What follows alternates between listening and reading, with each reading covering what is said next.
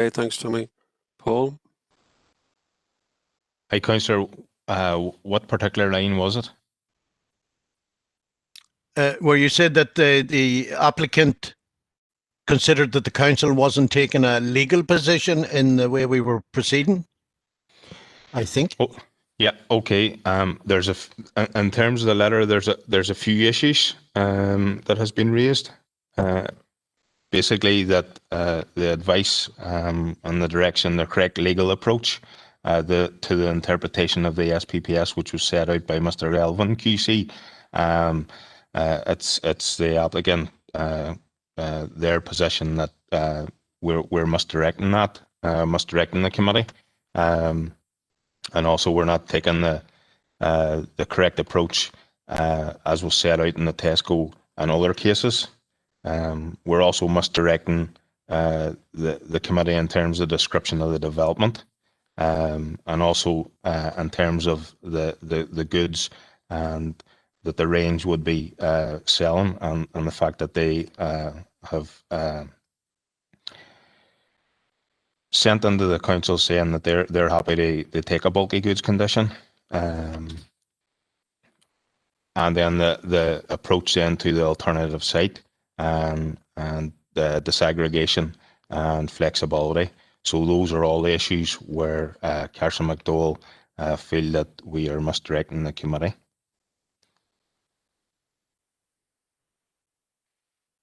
Happy enough, Tommy? Okay, thanks. Right, no further discussion, then we will proceed. Could you bring up the agenda, Paul, for the meeting then, with regard to the application?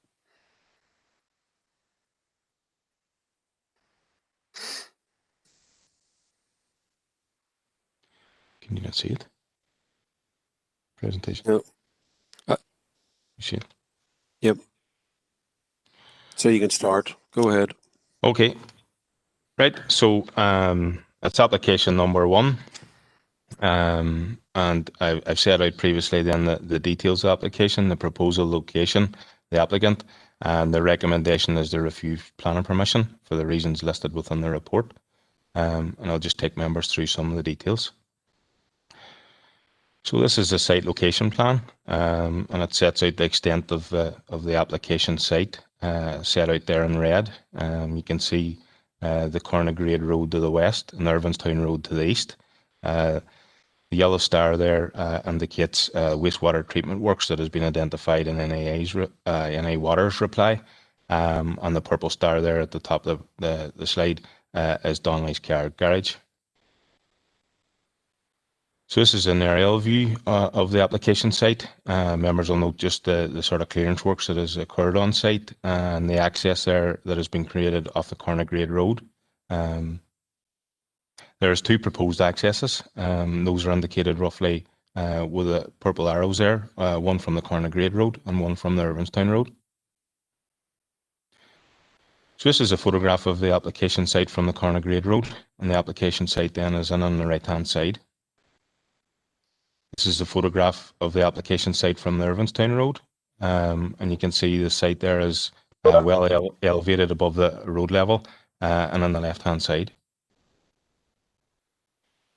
So just to take members through the details of the proposal, and this is the block plan, and you can see the layout of the retail units 1 to 6, number 6 indoor adventure play area. They're laid out in a U-style format towards the sort of southern central portions of the site, and you've got the other uses in the hotel, bowling alley, and cinema, drive-through, coffee pod, petrol station, all located towards the central and northern portions of the site. There's 2 entrances, again shown with the 2 stars, Cornagrade Road and Irvinstown Road, and quite a substantial amount of parking and around the central area of the site. The adjoining properties, residential properties on the Irvinstown Road there are circled, and you'll note the representation from number 94. So just to show members an elevation of units 1 to 4, as if you were standing on the car park of the development, looking towards the units from approximate position of the yellow star. And the front elevation that you'll be looking at then is the top one, units 1 to 4. Development is the height of it approximately 10 meters. Got the various units there. And the bottom elevation is the one that will be facing the residential developments at Kilmaccormick and Hillview. And you can see the extent of the garden centre there, just the rear of unit 1. So this is the floor plan of the development, units 1 to 4. You can see an internal link through from unit 1 to the garden centre. It's all ground floor accommodation. Unit 1 and unit 2 there is just over 2,000 square metres. And unit 3 and 4 are both 1,000 square metres. So again, standing roughly the same position, looking towards units 5 and 6. I'll show you a photograph of that elevation. And there it is, that's a 3D visual from the car park, unit 5. So here's the floor plan of unit 5 and 6. And again, there's an internal link from unit 5 to the garden centre. So unit 5 is the largest of the units, over 3,000 square metres. And unit 6 is 1,000 square metres. It's an adventure play area. So just to show members a photograph or an elevation from the corner grade road, which is a key frontage of the site. There'll be lots of vehicles travelling up and down, so that's a key element of the proposal. And this is a 3D visual from that location, and you can see it is quite a lively frontage, pedestrian links, and the topography here has been dealt with sympathetically. So moving on to the remainder of the development, we'll look firstly at the coffee pod there in the central section of the site. And the coffee pod is roughly 4 metres high. That's a visual of it. Brick finish, vertical cladding, the upper section with a trochal flat roof. So in terms of floor plan, we're talking it's just over 200, about 238 square metres. Access again through the yellow star into the main seating area with a counter and servery then on the right hand side. So moving on then to look at the drive-through, circled there in red. These are the various elevations of the drive-through. So the front elevation there is the top left, and you can see the signage. Again, it's a brick finished building, roughly about 4 metres in height. 468 square metres. Moving on to the floor plan, there's 2 entrances, one from the front elevation, one from the side elevation. Both take you straight in the sort of customer seating area with their counter and kitchen further on in and on the right hand side. So moving on then to the bowling alley and the cinema, which is the closest part of the development to the residential properties there on the Irvinstown Road, circled in red. So this is a 3D visual from approaching off the corner grade road. You can see the cinema on the left hand side. It's approximately just over 7 metres in height. And the bowling alley there on the right hand side, just over 5 metres in height. And the central totem, which is nearly 16 metres.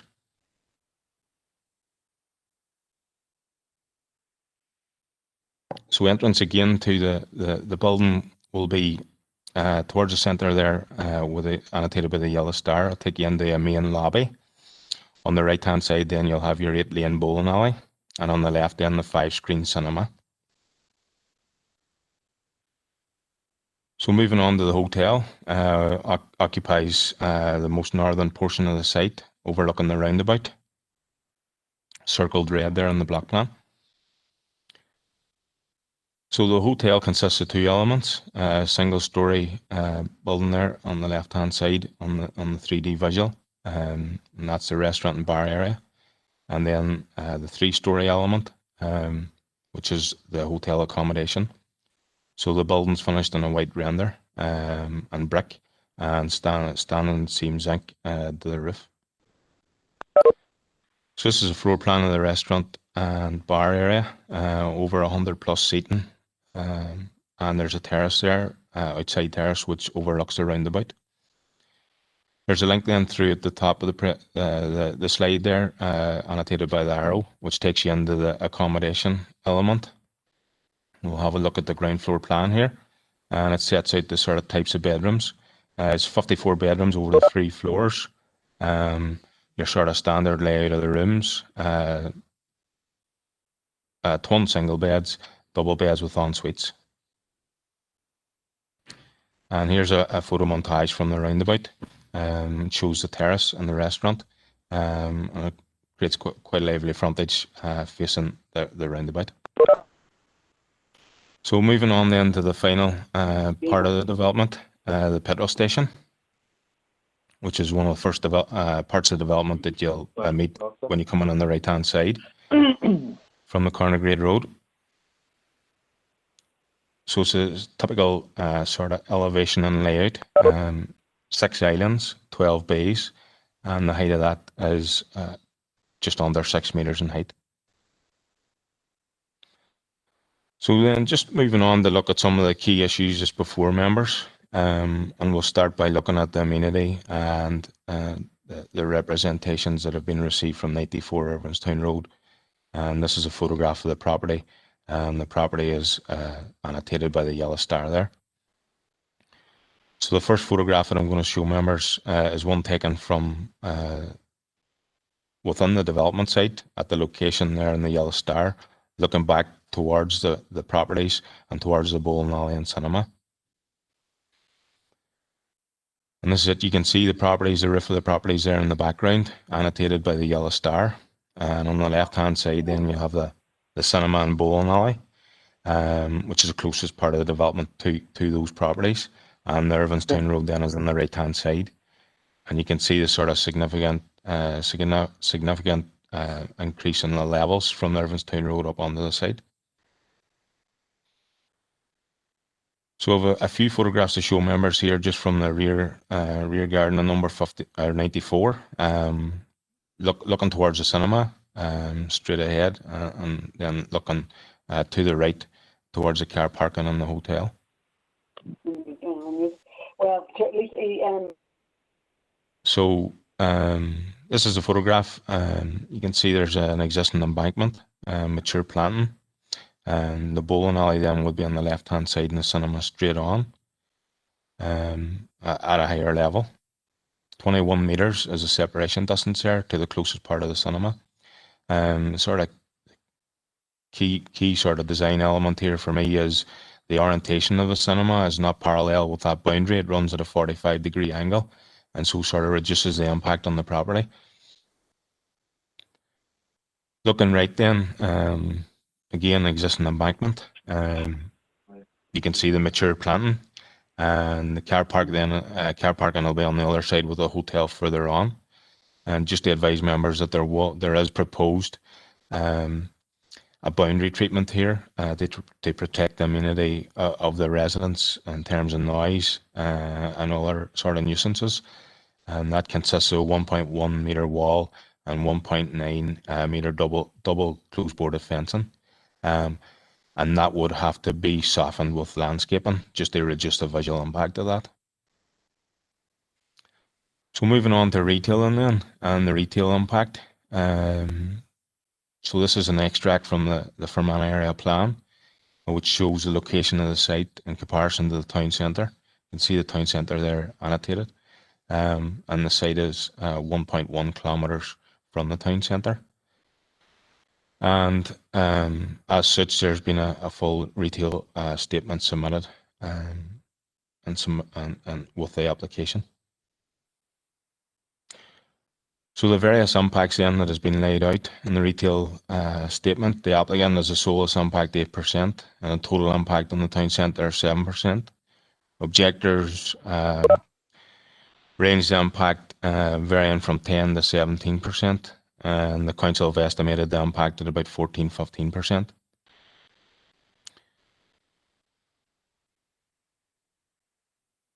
So, in considering any impact on the town centre, it's important to look at what the proposal is and what it's going to do, what it's going to sell, the range of goods are going to sell, And this is the range. It's a street view image of the range and Derry. And you can see here the types of products that's on sale. The garden products, DIY, home decor, rugs, pet care, gallery, and toys. And that's the anchor tenant for the proposal. And you can see that's similar to some of the items that's currently being sold by B&M in the town centre. But also, even if they didn't, the likely traders from the application site is going to compete directly with these people, these businesses, which are inside the town centre. So you'll note from the report that Enniskillen has a high percentage of smaller retails, independent businesses. And that's 62% over the overall composition, and an average unit size of 276 square meters. And obviously these smaller units are set out within the report. They're more vulnerable to impacts, whether that be from economic downturns, internet shopping, or out-of-town shopping centres. Just in terms of the health of the town centre, just looking at here some key vacancies within the town centre: the Railway Hotel, a Cafe Slaney, and then other various units.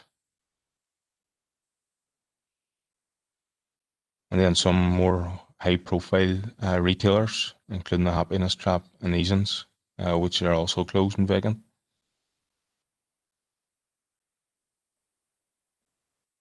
So you'll note from the report that the vacancy units within the town centre, as outlined in the Nexus report, is 14.2%, which is above the UK average of 11.3%. So moving on to the sequential assessment then.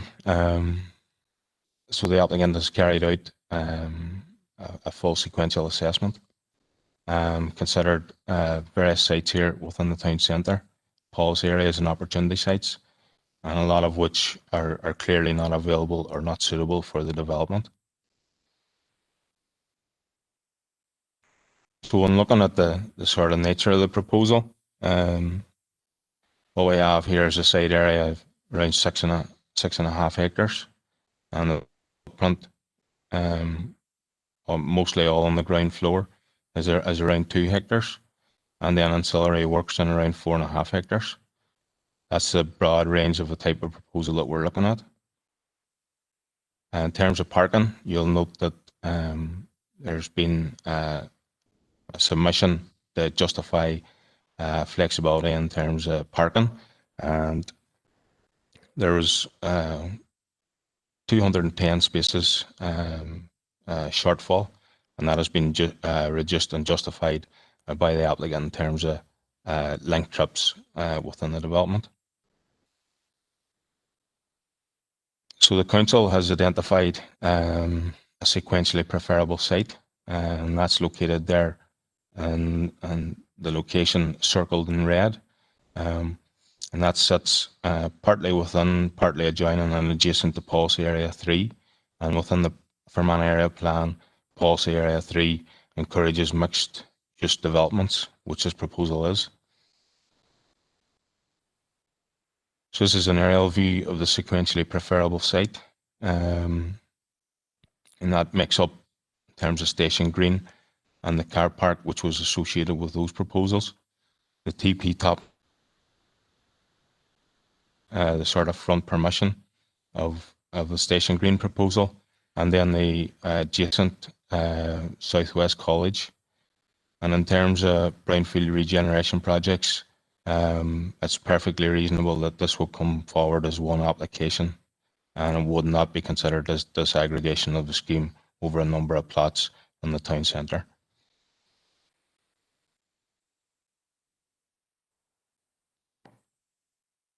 So this just identifies some key retailing sites in the proximity of the sequentially preferable site.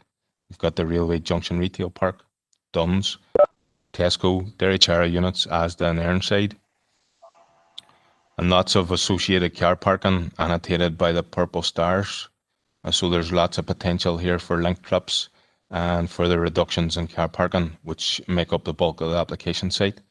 And you'll see the bus station here in terms of public transport, annotated in yellow. All these are within walking distance of the sequentially preferable site. So just looking at Station Green then, in terms of the layout of the proposal, and just to point out to members that the applicant's not bound by what has been proposed here.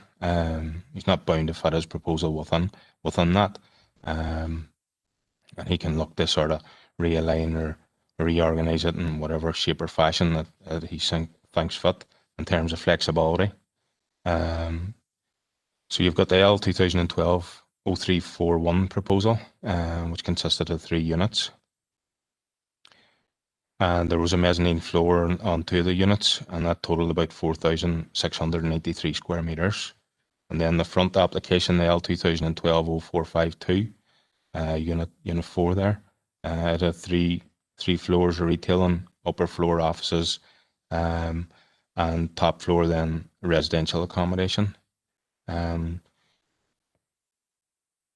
total in retail floor space terms was about 3,361 square meters.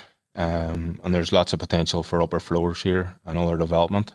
And the retail and elements of the proposal could well fit within this. It's just a photo of the front site, L 2012-0452. And you'll note in the applicant submissions sort of concerns raised with topography. But the applicant was able to come up with a good design solution there in terms of topography on the Corner Grade Road and in terms of Ervistown Road. So that would not be a reason to discount this site. This is a photograph just of the other application on the rear, L 2012-0341. A fairly flat site, not restricted, and perfectly capable of taking the retail development. So this is an elevation, the front elevation of that rear approval. You can see here the 3 units, similar type and style to what's proposed in the applicant's submission. You'll note in terms of the objectors sort of felt that there was an agreement with the range to come here, and this is a visual that was produced.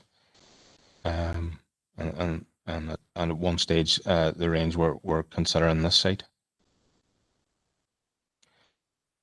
So this is a photograph of the TP Topping site, which currently is vacant. And you can see there's a substantial frontage to Dublin Road of 55 metres. In the background there, annotated by the purple star, you can see Station Green. And this is the Southwest College site. It's a photograph. And just in behind Domino's there's sort of associated parking as well. And, you know, the footprint terms, you've got about 3,000 square meters here.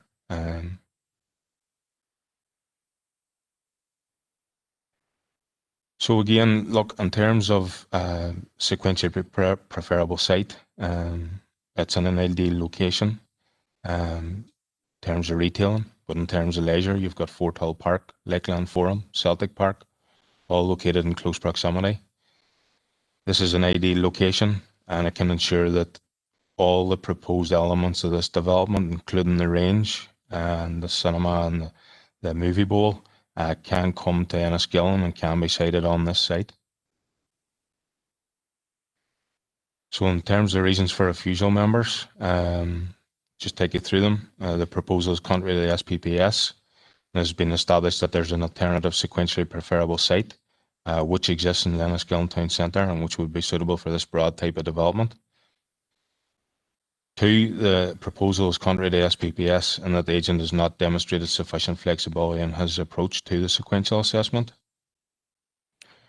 3, the proposal is contrary to SPPS and will have a significant adverse impact on the trade and turnover of the town centre's vitality and viability. Planned private sector investment in the former Station Green developments and associated car parking works and generally investor confidence in the town centre. And 4, the proposal is contrary to the SPPS and that it is judged to be harmful in balancing the overall impacts on trade and turnover of the town centre, the town centre's vitality and viability, and planned private sector investment in the former Station Green and associated car parking works, and generally investor confidence in the town centre.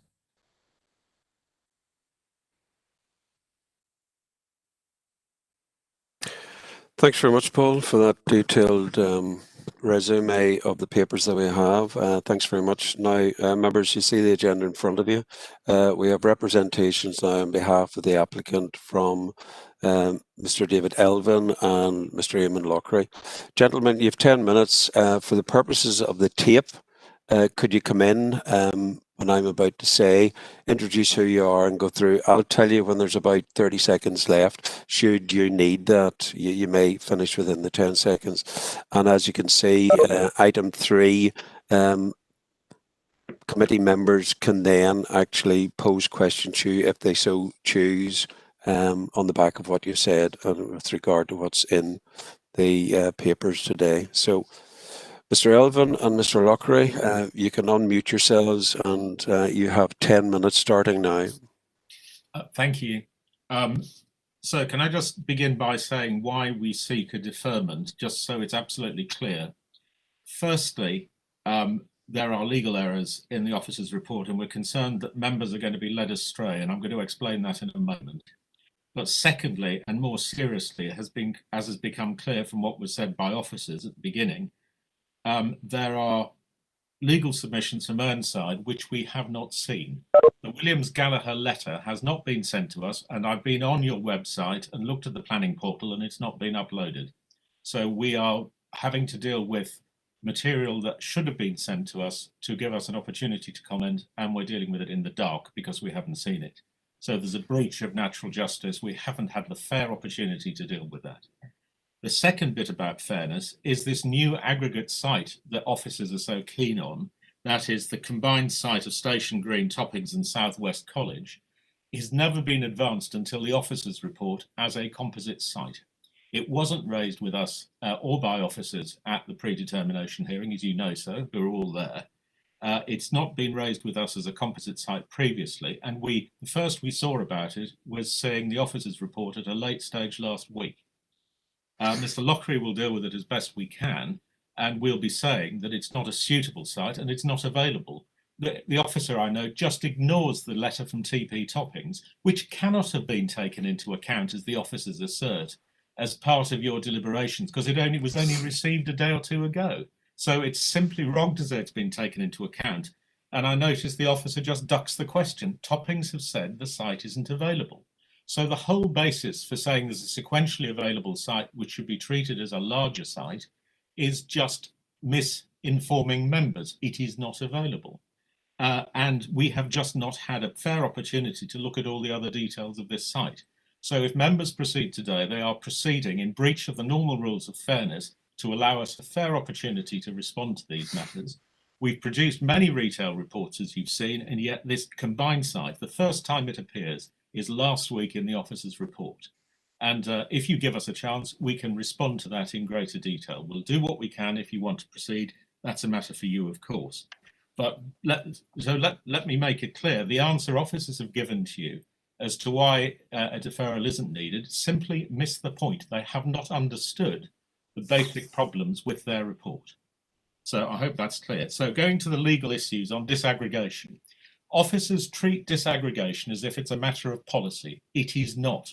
The Supreme Court made it clear for all the jurisdictions of the United Kingdom in Tesco and Dundee that it's a matter of law. What is suitable for the application. And whilst there's a degree of flexibility, if it's not commercially suitable for what is proposed, and that's the application before you, then it is not suitable in terms of the SPPS. And just so no one says, well, the SPPS is Northern Ireland policy, it's Northern Ireland policy that adopts the same approach to flexibility and the sequential approach as is also applicable in Scotland and England. And if you look at the documents behind the SPPS, the GL Hearn study that led the minister to adopting the SPPS, you'll see that it compares and compares all the jurisdictions' tests, and it refers the minister to the Tesco case. So the SPPS adopted the same approach as Scotland and England in its policies, and knew full well that Tesco and Dundee applied to it.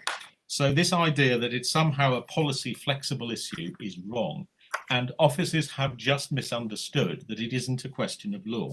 What it has to be is suitable for the commercial purposes of the development. It doesn't matter whether it's speculative or not. If the application is for a particular proposal, it has to be suitable for it, not suitable for a disaggregated proposal. England had a disaggregation requirement, but it was set out in clear terms. It was removed in 2012, and the department in Northern Ireland, the minister, did not adopt it for the SPPS. So officers are leading you astray both on law and the way in which the SPPS came about. And what do officers say? Oh, well, look, there are two decisions, Tollgate and Hull. Well, what they don't tell you on page 17 and 18 of their report is Tollgate was a case where the minister made the decision, and although the inspector had considered disaggregation, he said there weren't any sequential sites anyway. So the minister never considered disaggregation and just said there were no sequential sites. So it didn't come up. And what they don't tell you is that in Rushton Lakes, which is another decision that's been put in the reports, the minister himself said his policy, which is the same as Northern Ireland's SPPS, did not include disaggregation. So this idea that it's somehow some loose policy question for decision by you ignores the fact there is clear legal guidance, and we've set that out in our submission. On the Station Green, etc. site, I've already made my points. We haven't had a full opportunity to address it, but the short answer that we have is that it's simply not available. But the fact it hasn't been raised until now, the fact we haven't seen Williams-Gallagher's latest submissions means that the council can't proceed fairly without giving us at least a short opportunity, even if it's just a couple of weeks, to give you the information to enable you to reach a decision on the correct facts rather than being misled by your officers having put together this late idea. They also don't refer you to the fact that the council owns the car park, which is part of the combination of that site, and that's also a matter which should have been drawn to your attention. Those are my submissions, and Mr. Lockery will deal with the planning side of the question. Thank you. Thank you very much. There's 3.5 minutes remaining. Thank you, Chair. This is an application for bulky retail warehousing and a leisure complex. The range will accept a bulky goods condition. The economic benefits of the application are it's a 15 million investment, will be 150 jobs, construction jobs, and 350 operational jobs. We've discussed the case officer's report and the reliance on the alternative site. The fact that the TP Topping site means that is included demonstrates that it's not a valid alternative site because it's simply not available. The fact that the case officer has concocted this larger site illustrates that he does not believe that the Station Green site alone is able to accommodate the proposal. There is a clear need for the proposal. There's need because public support it, retailers want it. The Nexus report demonstrates a need for additional retailing. So there's no dispute that there's a need for the application. The retail impact assessment has been carried out by ourselves. There's no evidence of the council having undertaken any analysis of the retail impact. We have asked for additional their background information to demonstrate how they have concluded 14 to 15% impact. That has not been provided. No tables have provided. There's not a single mention in the case officer's report of the like-for-like impact. The fact the case officer presents small clothes shops and suggests these are going to be impacted by a large out-of-town bulky retail warehouse is clearly misleading and clearly incorrect and goes against the last 20 years of retail planning inquiries. The case officer is simply wrong. The case officer highlights retailers, and I counted 6 retailers that he said he's worried that might leave to use the site. There are only 4 locations, 4 retail shops in the development that would be available. It's simply impossible for the case officer to suggest that there's going to be 6, 7, 8, 9 retailers that will leave the town centre to go to it. It's mathematically impossible, and it's an example of the case officer exaggerating the concern in this application. The case officer says Enniskillen is weak and vulnerable. The case officer chooses not to actually read out the proper Nexus report, which actually confirms at paragraph 833 that Enniskillen is vital and viable, and that Enniskillen is attractive to its own residents and residents from the across the border. So the case officer has misled the planning committee in terms of his interpretation or the actual wording of the Nexus report. It's wrong to say Enniskillen is weak. It's wrong to say the impacts are vulnerable. 1 minute left, Damon. It's wrong to say that the impacts are high. In 20 years, I have never known of a single application to have been refused on the basis of anything like 14% impact. We're going to hear from objectors saying that 6% impact in Cribbs Causeway was justification for some refusal. Cribbs Causeway is a regional shopping centre in the southwest of England, and it was beside Bristol City. It is not Northern Ireland. It has nothing to do with Northern Ireland, and the size and scale of it is not comparable to Northern Ireland. It is not on a border. It is not beside the Republic of Ireland. It is not beside the Republic of Ireland. And it does not account for any impact of cross-border trade. The case officer does not highlight the fact that the proposal is compliant with the Fermanagh Area Plan. He only raises objection with the SPPS, so the case officer must accept the application is compliant with the area plan of the Fermanagh Area Plan. And based on the economic benefits of the application, we consider the application should be approved. Thank you very much. Finished within the time. Members? You now have the opportunity to pose questions to either Mr. Elvin or Mr. Lockery. If you could just indicate through hands up, I'll take you in order. First up, Councillor Smith. Chris? Thanks very much, Chair. I suppose I have a lot of sympathy with the issue that the first speaker raised around fairness and justice.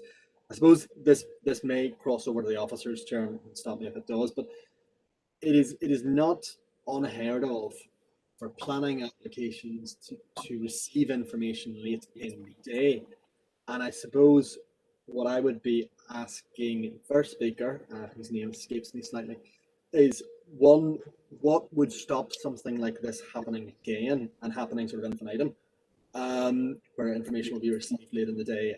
You would argue that you didn't have a chance to respond to it. And secondly, maybe I'll wait till the officer is brought in, how that can be avoided. So are you directing, Chris, just to get right, are you directing any questions to either Mr. Elvin or Mr. Ockery? Those were comments, essentially. The first question is to Mr. Elvin is right. How does this feature? Yeah, I'm happy to answer that, Mr. Smith. Mr. Smith, the short answer is that I well understand that. I've been practicing and planning for 40 years. And these things do happen. It's absolutely true. But what should have happened is we should have been copied the letter. And even if we'd had the legal submissions, which I've still not seen because it's not on the portal, if it had been copied to us immediately, I could have dealt with the legal submissions, with a couple of hours preparation. All it requires to do is to make sure that the applicant's kept informed. And that can be done not by leaving us to rely at the last minute on the planning portal, which just hasn't got the documents on it, but just emailing them directly to the agent. And if we don't deal with them at that point, then it's our own fault. But I entirely understand these things come in late, but with a bit of foresight, they can be dealt with just by sending a copy to us, so we get the chance to deal with it. Can I just also add in that for 2 years almost we've been dealing with the application with the case officer and the council on this application, and in those 2 years we have not seen any evidence from the council as to what their view is or their position is on, and what their thoughts are as to what alternative sites. And we had pre-application discussions and this wasn't raised. And we've been in discussion with them during the application process. And it's only because the application comes in front of the council that the case officers and the department have to actually put on paper their views. And we literally get 5 days to get a handle on what their position is and respond to it. And so the idea that there would be a tennis match as to further information, well, that might happen, but the reality is we couldn't have responded to this any earlier than what we've been given, because this is the only time the department officers have showed their concerns to us. And just to pick up Mr. Councillor Smith's point again, of course, the point about the combined site as a whole, including TP topping and all the other bits, of course, that was something that the officers came up with, so there's no reason why we couldn't have been told that before the report went out. Yes, it's true, and officers may say, oh, well, the SPPS says that it's for the applicant to make sure they've done a thorough assessment. Yes, and we produced 3 reports over the course of the application process, but not even at the predetermination hearing was it raised. You haven't considered this combined site of these multiple ownerships. And had that been done, we wouldn't be asking for a deferral now. Okay, thank you very much. Next councillor is Councillor Maguire. Tommy? Just a question. Obviously, there's conflicting information coming before us today, and if, notwithstanding your legal objections on the lack of communication, timely communication, but on the issue of the impact and the percentage impacts that obviously we have from yourselves a 7%, objectors 10 to 17%. The council itself then has evaluated a 14%. I'm wondering, given that there has been a depletion of retail over the last number of years, and we all know that they're under pressure, how were these evaluations done, and how did we come to yourselves at 7%, and then obviously the other variants there will have to answer for themselves, but just 7%, a variance right up to 17 is quite sizable. So just if you could give me some indication at what stage your impact assessment was done percentage-wise to impact on the town, and you obviously are aware that at least 2 of the reasons for refusal revolve around adverse impact and harmful imbalancing. So maybe if you could give me some indication there when and how the evaluation took place.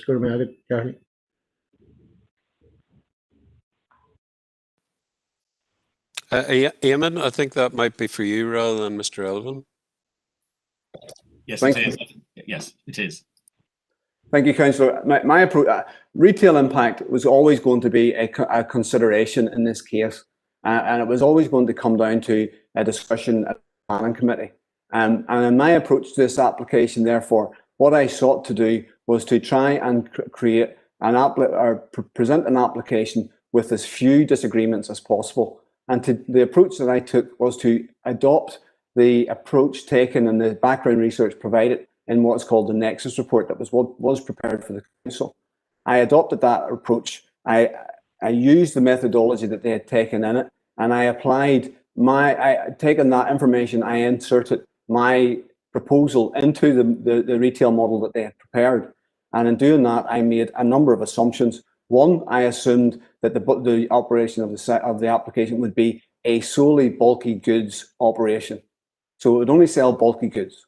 The second thing I assumed was that I looked at was there would be an opportunity for the application to draw trade from the Republic of Ireland and elsewhere in Northern Ireland, principally the Republic of Ireland, cross-border trade. I then offered the opportunity for Enniskillen to reduce its trade that is being lost from Enniskillen to the likes of the Republic of Ireland itself, and to Belfast, and to Armagh and Dungannon and those sorts of towns. So clawing back trade and reducing leakage is the second approach.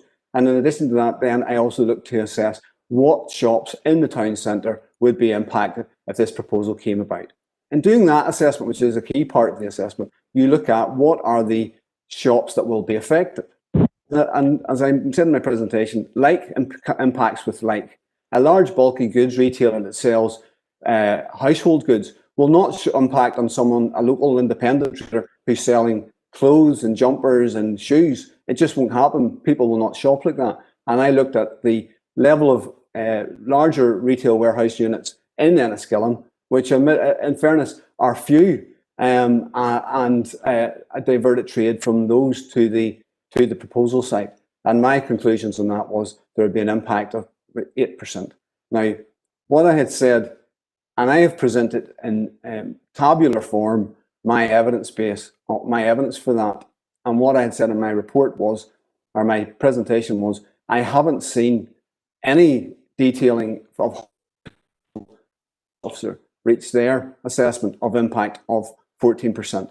And that would have been helpful if it had been presented, because you're being presented with conflicting figures. And if we had seen figures and the way the approach of the council had taken, one might have thought we could have narrowed the gaps. But until last Wednesday, or actually last Thursday, I had no idea what figures the council, impact figures the council had, And even today, I don't know what methodology they've applied. Thank you very much, Chairman. Tommy, happy enough? Yeah, happy enough. Obviously, I'll address the question to all members. Thank you. Thanks very much indeed. Next up, just before I go on, could caller in user 5 please identify themselves? Is that Councillor Blake again? Call in user 5, please. Who are you?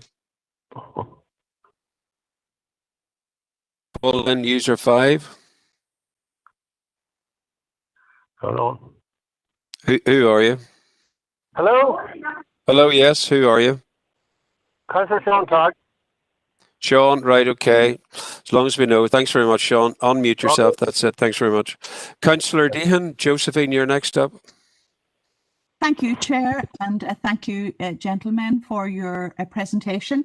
My question is for Mr. Elvin, and it really is in relation to the suitability of the provision of this application being accommodated on a composite site. Now, Mr. Elvin, Chair, I think has said that the TP topping site is not available. And I think that was also referenced by the planning officer. Sorry, looking at the planning application, Chair, I think Mr. Elvin indicated he didn't like the way in which the site had been described by the planning officers. But for me, looking at the planning site, it seems to be mixed use. There are retail units, as Mr. Lottery has said, for bulky goods, and then there's the hotel accommodation and the entertainment facility. The planning officer indicated in his introduction that there were a number of sites within the town centre where leisure facilities could be accommodated. So the question I have for Mr. Elvin is that is it his opinion in terms of disaggregation that disaggregation is not suitable for this application? And if that is the case, why is that the case? Because retail is quite different from recreation, tourism, accommodation, hotels, etc. Just a little bit of clarification around that, Chair. Thank you. Of course, Councillor Dean. Go ahead. Sorry, I'm not muted, no. Councillor, the short answer is the SPPS itself applies the same approach, the sequential approach. If you look at the footnote on the first page of town centres on the SPPS, you'll see that it applies to all town centre uses. So national policy is that the same approach applies to retail, leisure and all other uses going within the town centre. So the SPPS doesn't distinguish between them. The reason disaggregation doesn't apply is because the Supreme Court says it doesn't. And it says you've got to take the application, the basic form of development that's proposed. And although you can say, well, you need to adjust the size of this, you might adjust how it's laid out, and you might have to make some compromises. You might want a unit of a particular size, you might have to take a slightly smaller unit. Or whatever. What it doesn't do is it doesn't allow you to rewrite the application and make it go on multiple sites. Now, that is what I was saying. It's not just a question of interpreting policy. It's what the courts have said, the lawyers. If you have a policy, as you do in the SPPS, that says suitable, available, viable, suitable means as proposed, in a general way, the application that's proposed commercially, that's what Lord Reed said in the Supreme Court, not let's split it up and put it on any site we can fit it on just because it's an appropriate town centre use. So the short answer, coming back to it, is because the courts say that's the way you approach the policy that is the same as the policy in the SPPS. Okay. And Chair, just for supplementary, just in terms of the description contained on the application. Could I ask that one to go to Mr. Lockery, because that's his point rather than mine, if you don't mind. Thank you. Thank you, Councillor. The application, Councillor, was described as a mixed use retail and leisure. Now, the case officer appears to take issue with the description and seems to suggest or imply that this is an application and somehow contrived to be an unrestricted retail proposal. And so if granted, we could sell anything on the site. And we have 3 times in our documents confirmed that this is a bulky goods application. There's no obligation on us to describe the application as a application for bulky retail warehousing. We have described it as a mixed-use retail and leisure park. But we have undertaken and asked the council if they see it fit to impose a standard bulky goods condition on. Now, that is the issue that we take with the case officer. There seems to be implied concern that if we get approval, then we'll not comply, or retailers on the site will not comply with lawfully proposed and enforceable conditions. And I think I take a concern at that the idea that a case officer seems to drive around and look for what other retailers are selling in other towns and what applications are being promoted in other towns. The application before the committee here is for a mixed-use retail and leisure proposal. There's nothing wrong with that description. We have confirmed multiple times that we will accept a bulky goods condition on it to ensure that the retailers sell only bulky goods, and that the consequence of the retail impact, which I've estimated at 7%, remains 8% remains the actual impact, and there will not be the sale of goods that would impact on these smaller retailers in the town centre. Okay, thank you, Chair. Thank you. Thank you. Moving on now, Councillor Thompson. Earl. Thank you very much, Chairman, and thank you, gentlemen. I think this is just an issue of clarification, if I can have it from Mr. Lockery, please. I think you stated there, if I've heard you right there, that the case officer had not informed you of the alternative site and what it could accommodate with regard to the TP topping in the Southwest College and that sort of an area. Is that what you're saying? That the case officer has not made you aware of this until today? The site that we are being considering, that the case officer, I have not been presented of the combined Station Green, TP Topping site and the Southwest Regional College site. That has not been presented to me. We have looked at those sites in our retail assessment as separate sites, but the fact of the matter is the main Dublin road splits those areas. So the main road into Enniskillen splits the Southwest Regional College site from the TP Topping site, and as you've seen from the map that the case officer put on, it's a distance of about 50 metres between TP Topping site walking along the main road in Enniskillen to the Southwest Regional College site. That has never been suggested to me as a site. And even last week, when we got the case officer's report, what the case officer actually didn't tell you about the solicitor's letter was, we requested last week a copy of the map that the councillors or the council officers believe exists as a site. So no, I was never presented with that as a composite site to be asked to assess. Well, thank you, Mr. Lockery, for your reply. Chair, it's probably for the case officer at the appropriate time. Thank you, Chairman.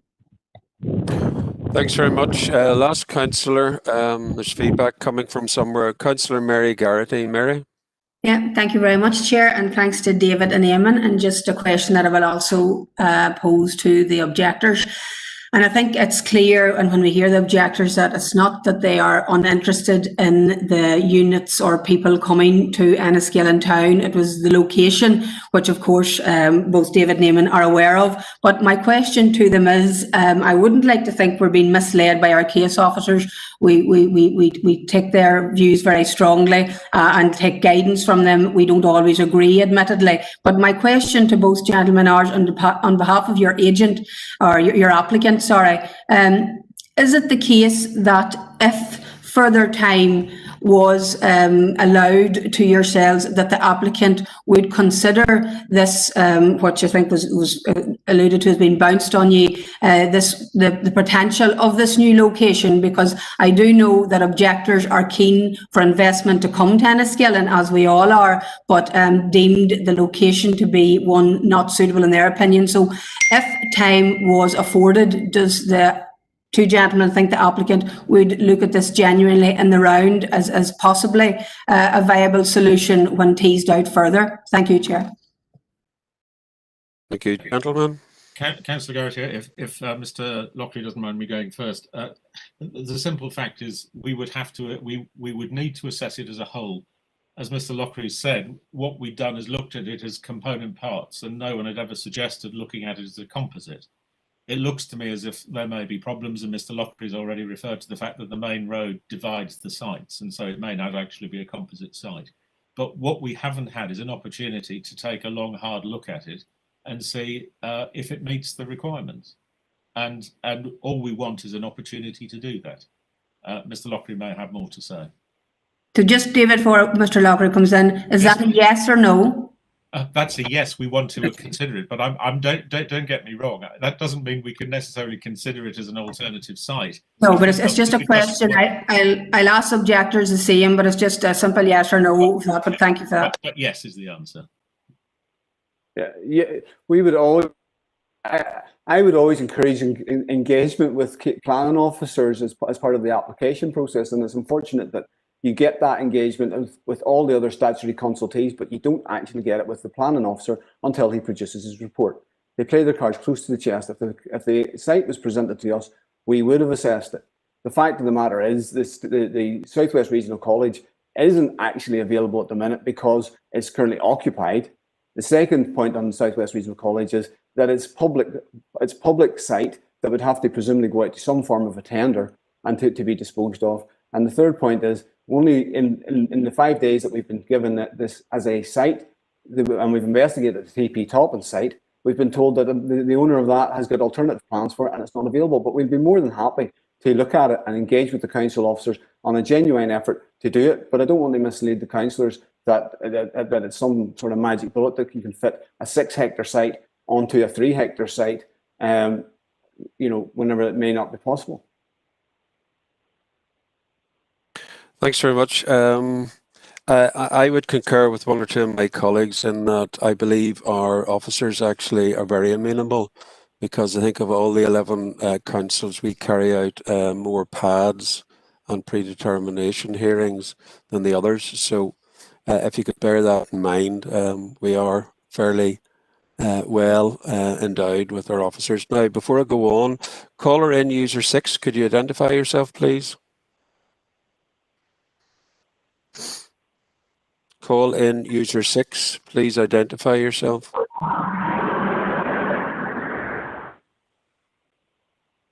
Who are you?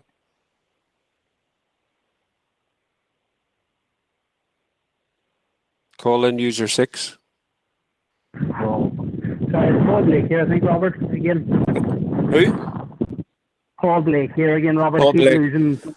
That's all right, Paul. Right, yeah, that's okay. That's okay. We'll go on to you. Right, thanks very much, Paul. Right, we're going on to item 4 on this agenda, and that's the representations from the objectors.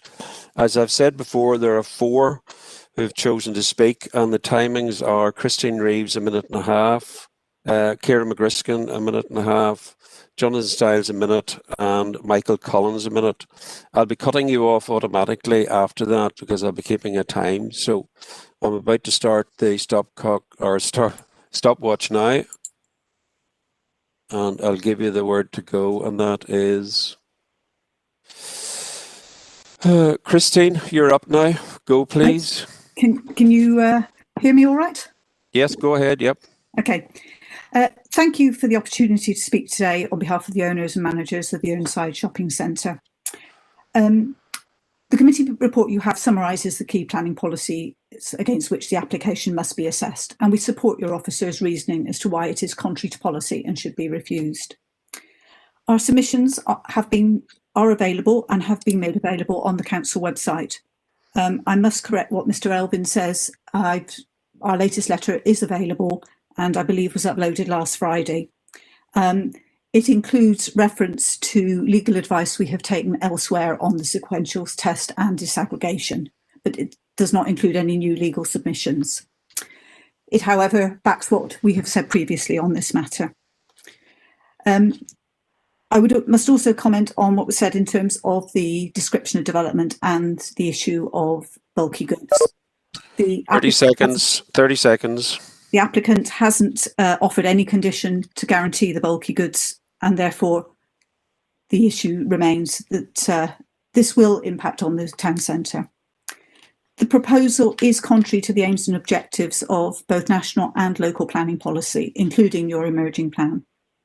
Development is not needed and it will cause irreparable harm to Inniskillen town centre. We therefore urge you to follow your officer's clear advice to refuse this application. Thank you. Thank you very much indeed, Christine. Ciara, you have a minute and a half. Ciara McGriskin, go ahead. Our planning consultant, Terry McDonough, is here today to answer any policy questions on our behalf. We're the owners of Station Green, a town centre site with planning permission for 84,000 square foot of retail space, which can also accommodate bulky goods retailers, and our site is available. The Unipark site is grossly oversized for a town the size of Inniskillen, and they've only secured one named retailer in the range.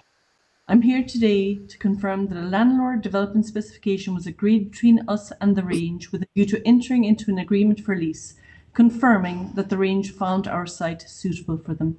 The range cannot operate under bulky goods consent only. Anyone who's ever visited the range knows that they sell up to 50% non-bulky good items, and this is just a ploy to get around planning policy. Unfortunately, the Unipark site has been nothing but an unwelcome distraction, given a blatant attempt to override planning policy, and has delayed our development for over 2 years. However, we remain committed to welcoming the range and other retailers back to our town centre site where they belong. 30 seconds left. Go ahead. As part of our development, we are investing substantially in upgrading and expanding the public car park at Hollyhill to provide an additional 160 car parking spaces at no cost to the council or the local ratepayers. I've been asked to speak on behalf of another objector, Mr. Robert Shaw, 94 Irvinstown Road, who's very concerned that due to the scale, height and elevation of the proposal, it will negatively affect his right to light, and given the previous history of ground instability in the area, could have a detrimental effect on the property. Thank you very much, Ciara. That's it. Sorry. Jonathan Stiles. Thank you, Chair. I represent the Enniskillen Business Partnership. We have over 100 members and a good working relationship with our council. One of our purposes is to attract, encourage and support not only existing businesses but also young entrepreneurs with new ideas and products hoping to start their retail careers here in Enniskillen. With over 50 empty premises, we have a vacancy rate 30% over the national average. Our town is on its knees and our members are worried sick about the future. We need help. 30 seconds. Our elected councillors understand our position. We take comfort from the ASPPS statement of Town Centre First and the Nexus report stating that no out-of-town shopping centre development should be completed or even started until 2030. The responsibility of my generation is to continually think ahead and ask, what kind of Enniskillen town centre do we want in 10 or 20 years? Do we want a thriving, bustling shopping town, or is it okay to have lots of empty shops, a retail wasteland, and too many charity shops in prime locations? Time out, Jonathan. Thank you. Michael Collins. Michael, 1 minute. Hello, everybody. During the previous predetermined meeting, the Unipark site planning consultant, Mr. Lockray, stated that our recent application was simply a reaction to their own application for their client at the Movie Bowl Cinema. This is simply untrue and misleading. Since 2015, the IMC Group have invested, developed and refurbished their existing cinema stock throughout the island of Ireland. Therefore, our planning application in February last and the 30 seconds left. Go ahead, go on. Investment was the fact that the planning was back over the last 2 years. In reference to Ellen Green's recent orchestrated petition on social media, where the IMC Group recently announced their commitment to include Enniskillen in these plans, we received over 4,500 commitments of support. We therefore appeal to the Planning Committee to protect our cinema, protect our jobs, and the future investment in the Enniskillen Cinema. Thank you, Michael. That's time out. Thank you very much indeed. Members?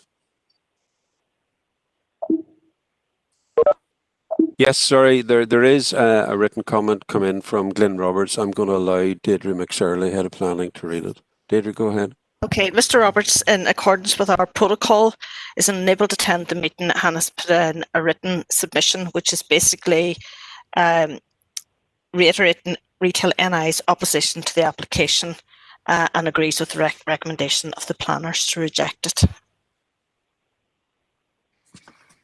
That it? Thank you very much, Deirdre.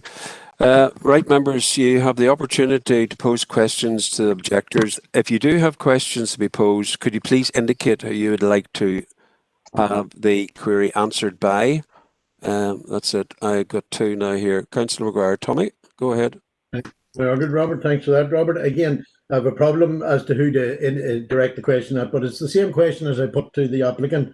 The objector's percentage impact on the town centre is reckoned between 10 and 17%. Again, as I did ask the applicant, I did say I would ask all the members that have put forward this percentage impact, which is very relevant to the reasons for refusal in this issue. Right. So maybe whoever can volunteer from the objectors. Possibly Christine Reeves could possibly answer that. If not, she can redirect to somebody else. Christine, could you take that, please?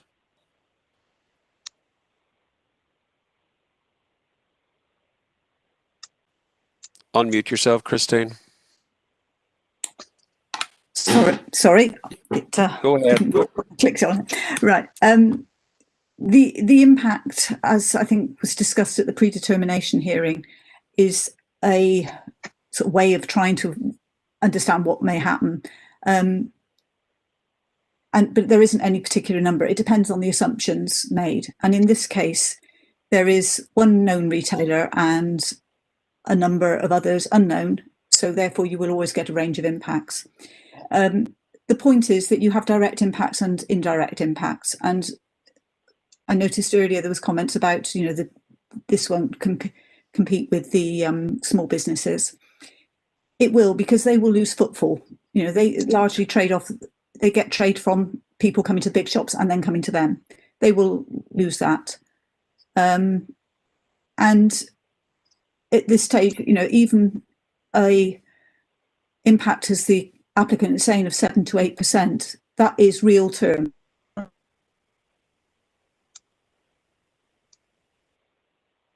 Can stand an impact of 7 to 8%. Sorry, are we losing? I think we're losing her. Oh. Sorry. Hello? Christine, come back in. We were just losing you there. All right. If you want to finish, yeah, go ahead. I'm not quite sure what you actually heard, but no, well, hold on. I'll ask Councillor Maguire. Does that answer his question, Tommy? Well, maybe if I could maybe just go to the supplementary part of it then. So, yeah. The answer that I heard, and sorry, obviously the chair will allow you to respond to that, is that this is an assumption of detriment impact on Enniskillen Town Centre of between 10 and 17%. And as I already indicated to the applicant, at least two of the reasons for refusing this application has been adverse impact. So I would feel that the percentage impacts on the town is very relevant in this case. And if we're going and being submitted to this committee an assumption of a percentage between 10 and 17, I feel it rather unsatisfactory. Perhaps I could get a response to that, Chair. Yeah, go ahead. Well, nobody can say exactly what the impacts will be because in this case we don't actually know what the who the occupiers will be. But as has been discussed, those units will trade against the existing town centre retailers, and there is potential for town centre retailers to relocate. Obviously, if that happens, then all that business is lost to the town centre. That's why you will get a range of values. The point is that that is an overall figure that affects the town centre as a whole. individual retailers will experience different levels of impact depending on the degree of overlap. But that is real terms. That is taking money away from the retailers in real terms. And at the same time, they will continue to have the same costs and increasing costs. So it's a major amount of, it's a major amount of money. We're talking about millions of pounds. And there's the indirect effect as well in terms of loss of footfall. So an impact of, as we put in our submission, the Cribbs Causeway, yes, it's a different situation, but there an impact of 6% was considered significantly adverse on the Bristol city centre from an out-of-town development. It's not the percentage figure itself that can determine whether it's significant impact or not. It's the actual issues and the health of the centre. And in this case, I think anything under 10%, you can't dismiss it. It would still be significantly adverse. And our view is that given the nature of the development, the actual impact would be higher. Okay, thank you, Christine. Tommy, you happy enough? Well, I think all members heard the response. Whether we're happy enough with it, that's another. Assuming anything in a planning application, that's difficult, Chair. Thank you. You're not supposed to assume. You're supposed to make an assessment on the facts. Thanks. Councillor Garrity, Mary, you're next up. Thank you, Chair, again. And just from the outset, I know your job's doing well, but to the objectors, if you feel you are cut short, that predetermination meeting, we heard you all loud and clear, and we know exactly where you're coming from. And indeed, the Chair's doing a great job, but has the time to work within, and we appreciate that. But I'm going to direct the question to Jonathan, I think, Chair, if that's okay, that is similar to the one I give to other gentlemen. From someone who loves Enniskillen Town Centre and wants it to thrive, and also loves business, it's a conflicting position for everyone. And if we read between the lines, this item may not be over today, and it could take many stranger roads ahead. But my question to you is, if you, as I gathered by the predetermination meeting that you are keen for investment to come to Enniskillen, just not perhaps at the Uniport site because of the damage you thought it would do to the town. So if my question is there was further exhaustion of the proposal on today and possible relocation of them sites, which I think some were alluded to in that predetermination here, and if I'm being fair, that we could tease out possible ways forward for the applicant. Jonathan, would the members be maybe agreeable to that? And just on a footnote, I want to be put on record saying how disappointed, and it's not the first time that I have been in Glyn's presentation to the committee for Enniskillen Town Centre to not turn up. He may have his reasons, but that letter and his interjection to predetermination would not be good enough for me at all. But if Jonathan could answer that question, if he thinks there's merit in that going forward, I'd appreciate it. Thank you, Chair. Yes, Mary, thank you for the question. One of the things we do as a small core group of business people is we get together and we try and pursue good ideas. We try and encourage people to come to the town. And admittedly, the projects and the questions we're asked are not on the scale of this development.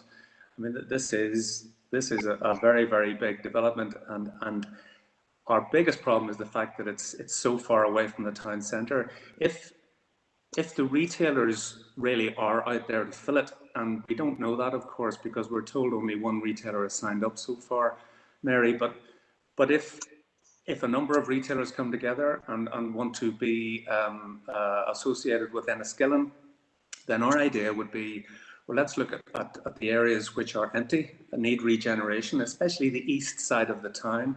As you come in the Irvinstown Road, with the greatest of respect, nobody knows Enniskillen like we do, and I would doubt if anybody thinks about Enniskillen, worries about Enniskillen, or is concerned about Enniskillen the way we do. We have a little jewel here. It's quite unique. It is not overdeveloped. And the reason it is special and people travel to it is because we have all these characters that go together. We have the castle, the river, the winding main street, the two churches, the facades, which more or less are the way they've always been. The east side of town is suffering. Belmore Street really needs life put back into it. And if the topping site and the building around it, Station Green, which is shovel ready, has already been approved by the planning office and the planning committee. It's ready to go. They're now thinking about how they can add more car parking areas to it, which is fantastic. I can see that developing, creating a hub of retailing.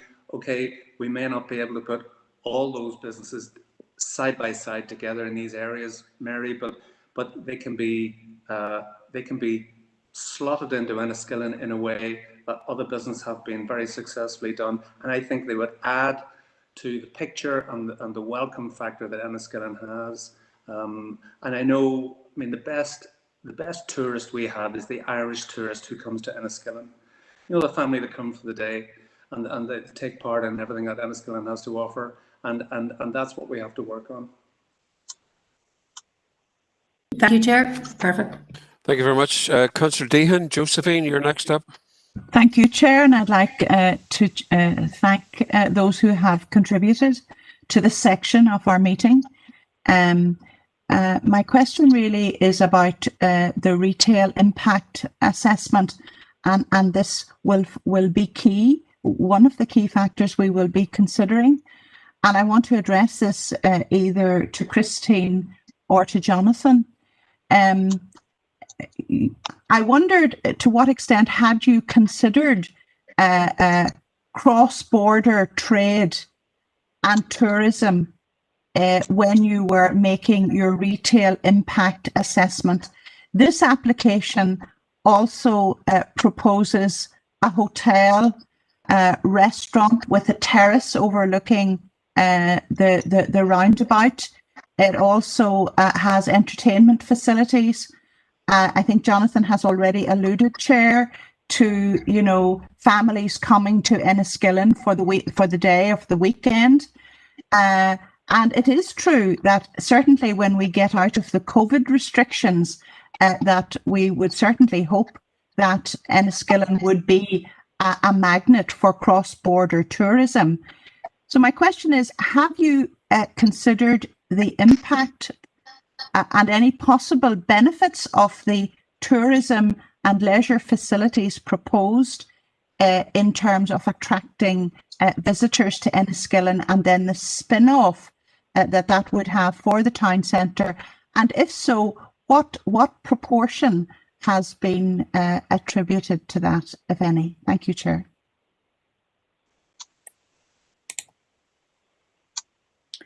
I will try and answer that. The trade coming from over the border was one of the allowances in the need and retail impact assessment. Obviously, the main assessment was provided by the applicant, and that, you know, that is their job. They are there to look at, justify their proposal in terms of need and impact. We have considered it. Yes, there would be some trade from across the border, but the experience we have elsewhere and on sort of linked shopping trips and benefits comes from developments primarily being in the town centre. There is no guarantee that the town centre would benefit even if there was inflow of business from across the border to this application site. It's not part of the town centre, and therefore there is more likely to be a loss of trade to the town centre from visitors, because they won't be in the town centre in the first place. They're more likely just to go to this. They can go to the, it's allowed, they can go bowling, they go to the cinema, they can go shopping, they can get some refreshments. They don't even have to go into the town centre. Therefore, it would be negative impact benefits to the town centre rather than positive benefits from trade coming from further afield. Could I add a little to that, Chair? Yeah, go ahead, Jonathan. Yep. Yeah. Okay. Well, I was just going to pick up on the fact, well, what makes a town attractive? Why would somebody come to a town, whether it's Enniskillen or Omagh or Strabane or wherever. And in my opinion, what makes people come to Enniskillen is the offering that we have, the mix of family-run businesses, some of which go back to the 19th century. You know, we're quite old school. We're developing a nice coffee culture, and it's all fitting in quite nicely together. We have this nice mix of privateers together with multiple shops down the main street. Now, it's all under a huge amount of pressure, of course, but we're on the bottom of the curve with the public realm scheme, which is going to be finished in about 18 months, and Enniskillen will start to look as smart as it's ever looked. And this element of attraction will continue. The very fact that we have Ironside within a 5-minute walk of the centre of Enniskillen is hugely important to the success of Enniskillen as a retail town. If you try to walk from the centre of Enniskillen to the old Unipork site, I did it the other day. It took me 30 minutes. Now, I don't think that's reasonable that you can have a connected, in inverted commas, shopping centre connected to a town centre where it takes 30 minutes to walk from one to the other. If you're, walking as a family, 2 shopping bags, pushing a trolley maybe, or something like that, it doesn't work because it's simply too far away. The Station Green side is walkable. The east side of town, the Topping site, and the old tech building, that's all walkable. It all regenerates the parts of Enniskillen which need a little bit of assistance. And I know that the planning office, they know Enniskillen, they know every street, every nut and bolt, every brick, they know the whole thing. And when they say that they're suggesting that the councillors refuse this, they're saying that for a particular reason, that it's not in Enniskillen's best interests to have a development like this out there. And that's all I'd like to say. Thank you. Thank you very much. Councillor Maguire, I see you back in again. I'll let you in for a quick minute because I want to move this on. I think obviously, because there's multiple objectors, I maybe have a point to request of Jonathan. Perhaps I'll address. That's okay. Yeah, go ahead. And again, if I could just indicate to Jonathan that I'm as much attorney as anyone on the committee. I think Robert and myself can claim that. But again, the question of the distance there that you finished off on, Jonathan, if I could just make a comment. I remember the heart of Enniskillen was rows and rows of little houses way back in the early 60s when some planning person thought it was okay to knock them all down and move those people out to the Kilmaccormick Housing Estate. My granny would have been one of those people. Now, to hear Jonathan say to walk from Enniskillen town centre out to the Unipork site has been an arduous journey, I'm thinking there was very little regard given to the many older people that were moved to Kilmaccormick and expected to walk from the town centre, as Jonathan has expressed his romantic link with.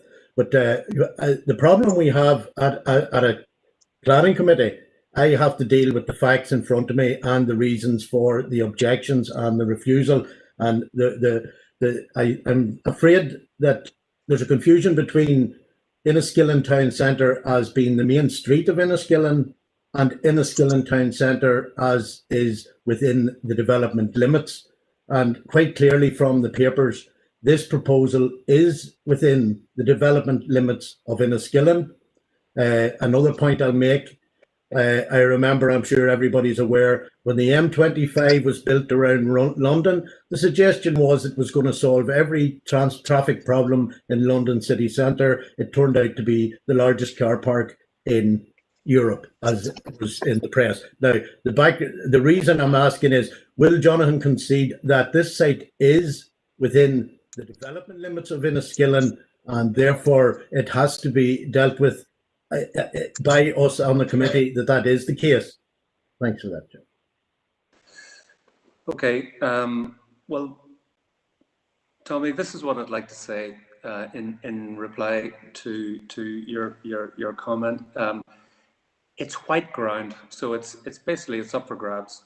The Enniskillen Business Partnership have debated this inside out, and we also have some strong suggestions that we'd like to be considered for that area. Now, we don't own the ground, obviously. We're just modestly influential, I suppose, in our own field, but we'd like to see that ground developed so that the wasteland character can be taken away from it. And we'd like certain things to be considered. It's a magical 15-acre site, and it may well be in the town boundary. But as retailing, Tommy, you know, a 30-minute walk really has to be considered whether or not you find it acceptable for it to be connected in any way with the town centre. And I would argue it isn't. But there are other things that would be highly suitable in that area. And one is a school.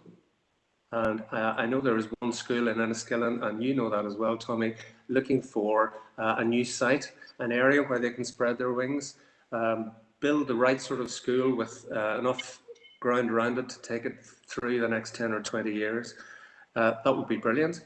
First-time housing, cleverly designed with areas for kids to play in and everything else, something which as soon as any first-time housing seems to come on the market, then it's still sold very, very quickly.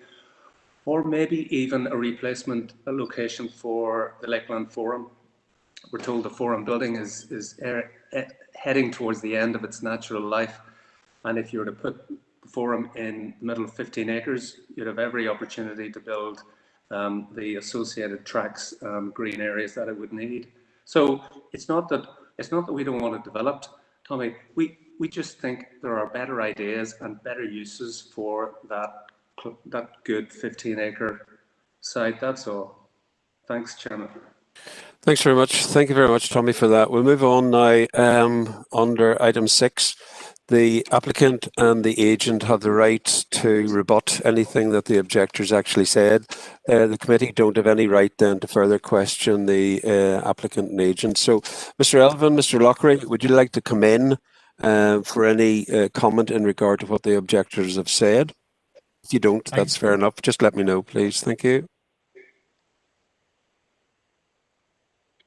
Pick up one point that Jonathan Stiles just raised. He's been waxing lyrical about alternatives for the site. Of course, it's irrelevant what alternatives there might be for the site if permission were refused. What members have got to decide is the acceptability of the proposals before them. And you know that as well as I do. And Mr. Stiles might have various ideas, but frankly, they don't go anywhere. This is within, as Councillor Maguire said, within the development limits of Enniskillen, and we've explained why we think it will benefit the town. Now, the concern appears to be that we're going to draw retailers away from other sites being considered within the town. Mr. Lockery is going to deal with this in a moment, but we could offer a condition which would prevent duplication of retailers, so that a retailer going in the town centre, we wouldn't be able to offer a unit to them. Anyway, I will leave that to Mr. Lockery. But if that's right, that would deal with a significant number of the concerns about this site. Can I deal finally with this question from Christine Reeves and Williams Gallagher? I have now managed to get hold of their representation. And what confused me is we were told there was legal advice. There isn't legal advice. The letter says, without disclosing it, that they'd taken legal advice. And can I just point out that it appears to be someone who's not very familiar with the SPPS and its background, because it raises the points that we dealt with at the predetermination hearing. Oh, well, you know, Scottish and English policy is different. What Ms. Reeves is completely unaware of, if you look, and if you were familiar with the process which led to the SPPS, the GL Hearn study, the consultation drafts, the environmental report that the department produced, you can see very clearly that the department went through each of the jurisdictions of the UK, Scotland, England and Wales, and looked at the various policies whilst formulating the sequential approach for the SPPS. And the minister specifically adopted the same approach in Scotland and Northern Ireland. It was called option 2 for the sequential approach, and knew about Tesco and Dundee because the GL Hearn report says so. It explains what it means. So this idea somehow that the SPPS is doing something different from England, England and Scotland, Wales is different, is just nonsense. And anybody who knew the background to the SPPS would know that. The other thing that makes me doubt, without seeing this advice that's supposed to have been obtained, is that it misunderstands what Aldergate said. Aldergate says that you've got to look in broad terms at what's suitable. You can't just take what an individual retailer wants. That is to say, I'll only have a unit of a particular size in a particular layout. what you've got to do is look at the broad market requirements for what is proposed. It doesn't mean you can take the proposal apart and fling it on 3 or 4 different sites. It also completely fails to understand, by referring to the Hull case yet again, that the minister in England who was dealing with those cases specifically rejected disaggregation and specifically didn't adopt a disaggregation approach in the Tollgate case. So there are reasons, if you look at how the advice has been set out in the Williams-Gallagher letter, that whoever is advising may not have properly understood the circumstances, and without seeing that advice, we can't comment. We don't even know who the advice has come from. What I say is, back to where we started from, you've got to look at this without disaggregation, and we've looked at it with flexibility, and Mr. Lockery will say anything else that's necessary, so thank you.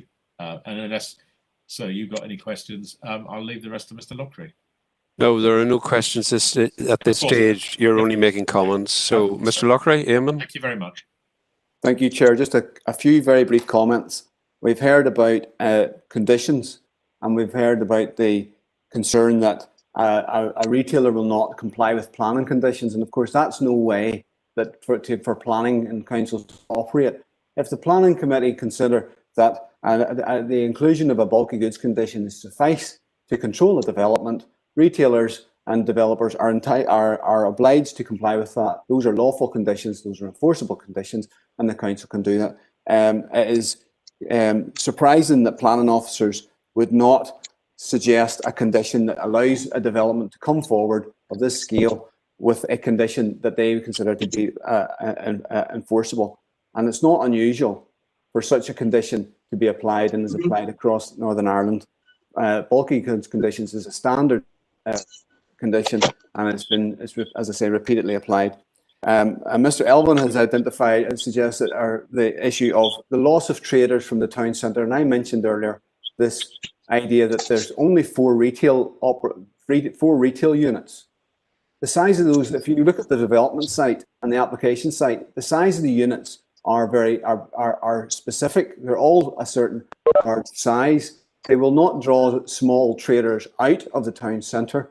One of the operations includes a bulky garden centre. So the idea that retailers, small retailers and mixed-use retailers and convenience retailers and clothing shops will leave the town centre to come out to the 4 shops in the town centre is just, frankly, I think unrealistic and if nothing short of scaremongering. But as Mr. Elvin suggests, the councillors could suggest to us, and we would be happy to consider it, a non-duplication condition in that the occupiers of the scheme are new occupiers to Enniskillen.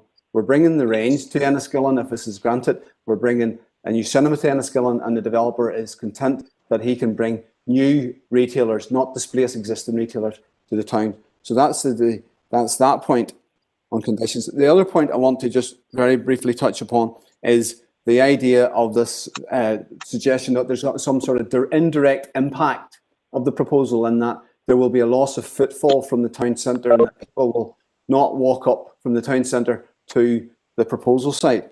And also added into that is what consideration was given to the Republic of Ireland. Now, we believe that this application will attract people into Enniskillen and will attract people who are in Enniskillen to stay in Enniskillen and not leave Enniskillen to drive to Belfast or Derry or the Republic of Ireland. And the question you have to ask yourself is, what is the propensity of people who would come into Enniskillen to this proposal site? At what likelihood are they to make a linked trip to the town centre? And the councillors will all be aware of the geographical layout of the town of Enniskillen. It's essentially on an island.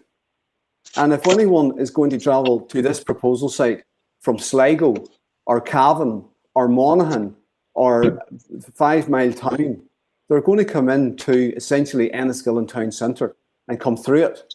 Now, there may be some who come in from the east and choose to try and use the new bypass, but you're bringing them as far as Tempo Road and you're bringing them as far as the fire station. People coming from the south and coming from Sligo are all already coming into the town centre, and then they'll divert around the town centre and continue up to our site via Irvinstown Road or perhaps even through the Cornegate Grade Road. So this idea that the proposal site will divert footfall away from the town centre is one suggestion, but my belief is that drawing people in, and we've got Brexit coming up, and we've got Northern Ireland being in a hopefully a unique and spatial status, in that people will be enticed to come to the north and enticed to come to Enniskillen. Sorry, did somebody speak there? There's background noise. Don't worry. Go on, Eamon. Thank you. Sorry. People are enticed. Sorry, did I hear that correctly? Sure. Yes, there is background noise, but I'm looking. I can't see who it's coming from, Eamon. It's not directed at you. It's obviously feedback from somebody's mic, but go on. Sorry, Chair. I thought I heard an expletive towards me there. I did as well, and I can't identify where it came. It wasn't towards you. I think it was in the background, if I heard rightly, but go on. Well, Chair, well, I am only, but the Chair, that the point I'm making to you, and I think you understand it, that to suggest that there's a loss of footfall and to accept that, you have to look at the geographical layout of the town. There is no ring road around the town. Enniskillen's on an island. People from the south and southwest, particularly and southeast, are more than likely to come into the town. And it's about keeping those people in the town and encouraging them into the town centre for those shops that are non-bulky, and the retail and the coffees and all the bars and everything that makes Enniskillen good. And the proposal will draw them towards the town. And it's about how this proposal and the town centre can sit and complement one another. And I believe that that can be done. And the hundreds of people that support this application also believe that can be done. So, and if there's anything else, Chairman, I think I'll leave it there.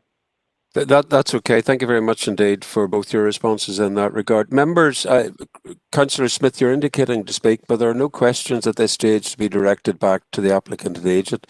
It was purely an opportunity to them to comment on the objector's presentation. We're now going forward to item 7, and that's the representations from the two councillors. After that, I'm actually going to call for the committee to go into private session, into confidential, because Philip is back in, and there are issues I think that one or two members want to speak to him. We will also combine that with the break for halfway through the meeting. So at this stage, Councillor Thornton and Councillor Brake, I'm about to start the stopwatch. Councillor Thornton, you're up. You have 2.5 minutes. I'm a councillor of the Enniskillen area and proud to be native of this unique town. Enniskillen is located in the centre of County Fermanagh and the only island town in Ireland. The town's heart is the town centre. The town centre is a conservation area with its winding streetscape and historic buildings, much admired by visitors and tourists alike. To locals, it is a shared community space with a large footfall for socialising and gathering with its mixed use. It has both a daytime and a nighttime economy. When I first saw the headlines of this new complex, I was encouraged, especially with the promises of new jobs and a major new retailer to Enniskillen, The Range. I then started to talk and listen to a lot of local people and businesses about the proposal. I spoke to those who both approve and disapprove of the development. I have also looked at other towns where such complexes have been permitted. I spoke to other councillors around the province. My initial encouragement faded very quickly. I became concerned. I realised that the new proposed site is so distant from our town centre. I believe will solely displace large businesses and employment from the town centre to out of town. If it goes ahead, we will lose our town's heart and tourist hub. As stated, there is a planning approval for Station Green. That's being discussed, and I know I'm not going any further on it, but there are other large gaping holes. I look at the struggles of other towns, such as Bangor, in trying to regenerate their town after the footfall and retail mix have gradually moved out of town. this continues. If this proposal goes ahead, we could become another Bangor. I also look at the nearby town of Newton Ours, where the town centre is thriving. There they have continued with a town centre first policy. In Enniskillen, we should do the same. 30 seconds. I believe that approval of this application would have a detrimental impact on our town and Eid County for generations to come. I recommend that the application is not approved. Thank you, Chair. Thank you very much. Councillor Blake, Paul, you have 30 seconds, or 2.5 minutes, go away. I wouldn't take up the 2.5 minutes. I'd actually referred because I'm at work, so I didn't know how much time I could commit to this today. So that was why I submitted a letter of objection that I would hope that could be read out, as opposed to me trying to speak at this current moment when I'm here at work. So would that be possible, Robert? Don't think it's possible at the moment. I don't think anybody has got it to hand, Paul. Okay, I'll try to... It was summarised earlier. I think I've just been informed by the case officer. So I have it here if you want me to read it out. Well, if you can press it and do it within 2 minutes, go ahead, Paul. No problem at all, Robert, will do. The town of Enniskillen has had a long history, beginning with the building of the Maguire's Castle in the first quarter of the 15th century, developed further at the beginning of the 17th century as a county town. It has become an important market centre in which trade, small industries, farmers' markets serve the needs of both residents and farmers. Throughout the centuries, it has maintained its position as a great shopping town. But recent times have seen a change story. Even before the pandemic struck us, the economic climate had begun to develop a fragility with competition from online shopping, downturn in retail sales, multiple closings, and the growing and threat of Brexit. Enniskillen is now a forest of for sale signs, for rent signs, the shutters are down and the streets are largely empty and deserted. If the town centre is to continue to attract customers, it needs an adequate range and number of shops within its centre, not in an out-of-town location. And as a unique island town with its long history of development and its historical sites, an important part of its economy is its tourist industry.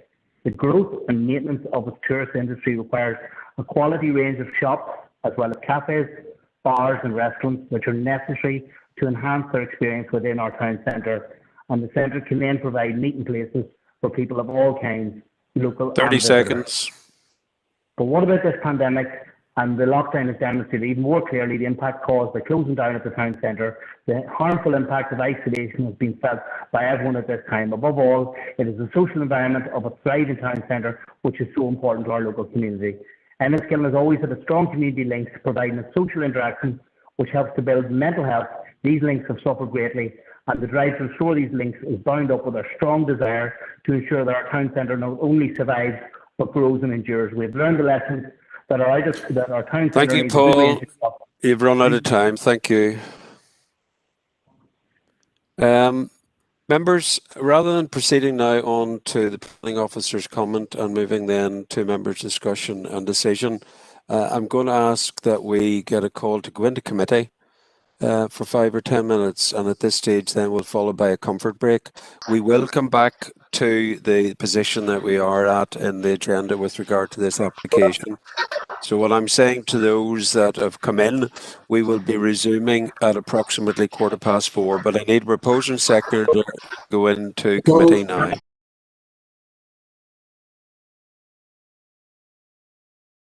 Okay, thank you, Chair. I'll start just at the start of the presentation when I was summarising the comments from Williams Gallagher. I didn't say that there was a legal submission. I said that they had taken legal advice following the predetermination hearing. Just to clarify that. And in terms of the sequentially preferable site, and that being sort of jumped on the applicant and the agent, for me, look, these sites were all considered and discussed within the applicant's sequential assessment. They were raised by objectors during correspondence. They have been considered. There's no new sites. They're all sites that have been considered. They've been broken up by the agent and considered individually when it's perfectly reasonable that they could have came forward as one brownfield regeneration site.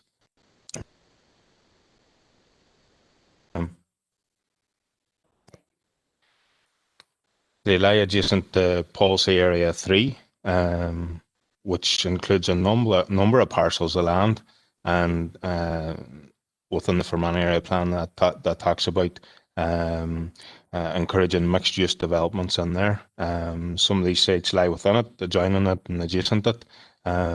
So, as I say, it's not a new site that's been thought up by the planners. It's there. They've all been considered by the agent. He's just decided they break them up when it's perfectly reasonable that they could have came forward as one site.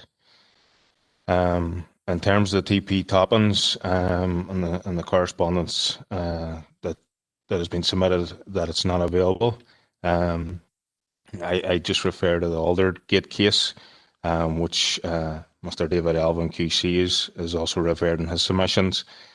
Suitable and available in that judgment by the judge. Suitable and available is suitable and available for the broad type of development which is proposed in the application. Not available to particular retailers, but available for the broad type of development. The TP topping site is available, and it's available for that broad type of development, and it will come forward for that.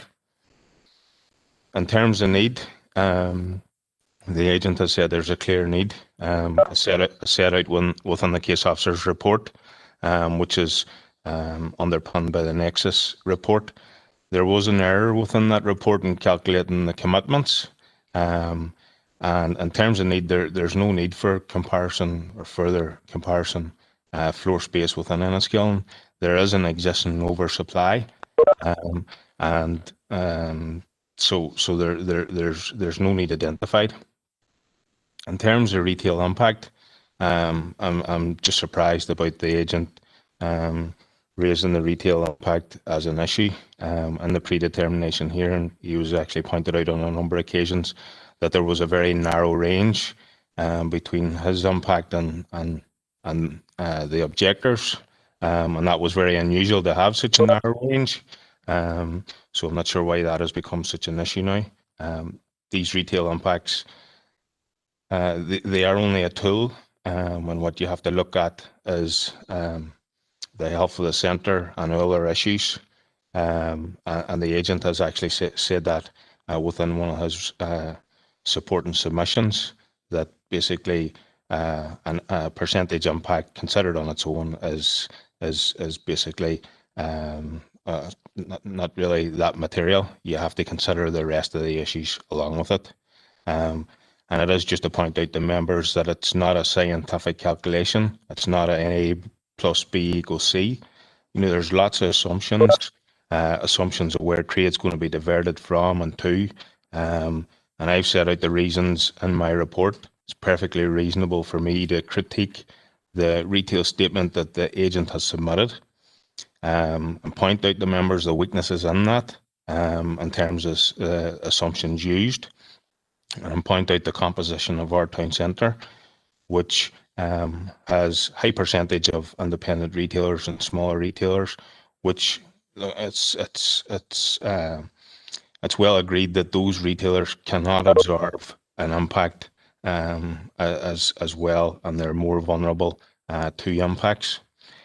When I was putting up the various units within the town centre, a few of those units actually sold paint and DIY items, which is basically going to be the same as the bulky goods, and there's going to be competition there.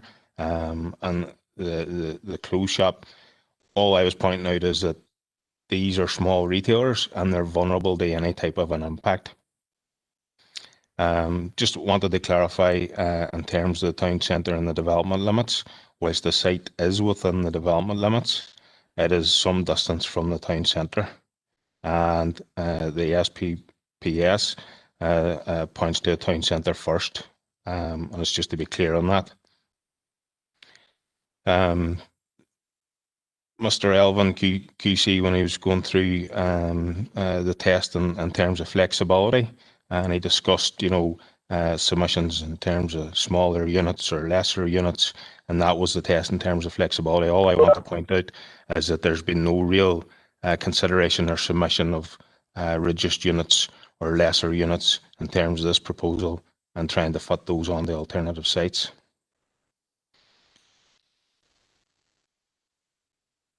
In terms of the case officer's report, look, there's no issue with the description. I'm just setting out the facts of the description. The description is described as open retail, and it's left to members in making their decision whether they're going to add a condition in terms of bulky goods. But all we're setting out is the facts, that the description is open retail, and it will be left to members. And as well, I'm just pointing out that that condition, if applied, can be appealed, and a further application can come in to vary or alter that condition. That's factual, and it's reasonable to set that out.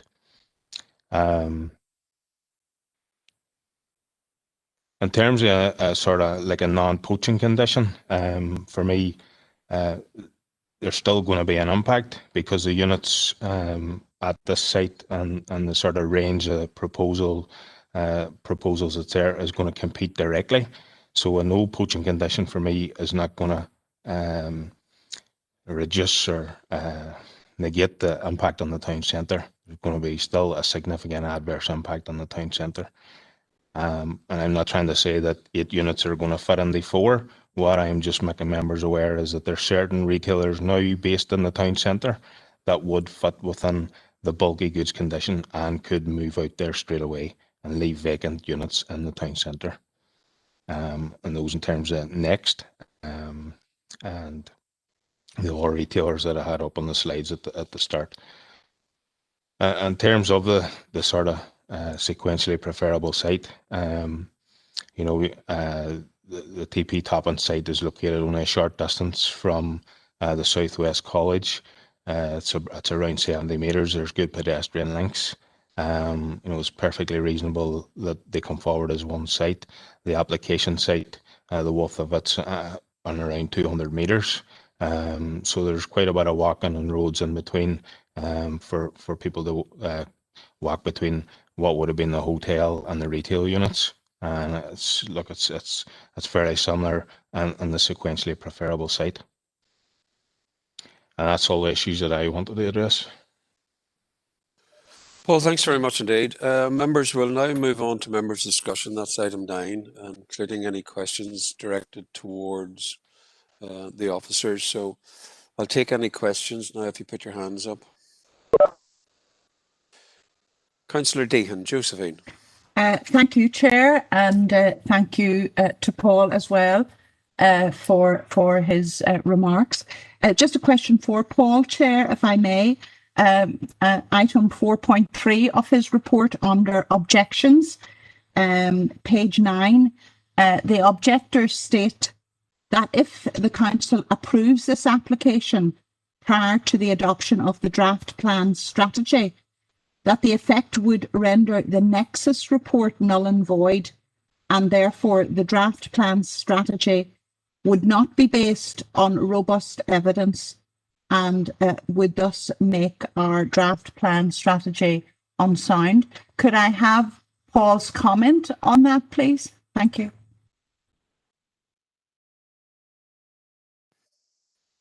Go ahead, Paul. Yep.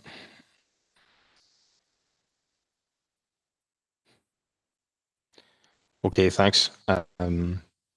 Yeah, look, I have considered within the report the new emerging local development plan and the weight that should be given to that. It's at a fairly early stage, and it's going back to consultation and then independent examination. And there's objections in terms of the relevant policies here. So in my opinion, I wouldn't be minded to give the plan significant weight in the determination that's set out within the report. Look, in terms of the judgments and the assumptions it's made, I don't think that would impact the Nexus report, which underpins the plan. Look, the agent has taken that and used various assumptions, and we've all used the various pieces of information that's in that that's relevant to the case. But I don't think it's going to any decision taken in this application, whether they approve or refuse, isn't going to impact on the sort of final outcome of the local development plan. I wouldn't have thought. Thanks, Paul. Next up, Councillor Feely. Anthony. Thank you, Robert, and thanks for that, and thanks, Paul, for that, and everybody that spoke there today. It's been a long day, and it's there's a lot of stuff here to be looked at. I was just wondering when was the last time there's an assessment carried out to monitor the health of our town centres? Was that done lately, or when was the last time, Paul? I was just wondering there. Paul, or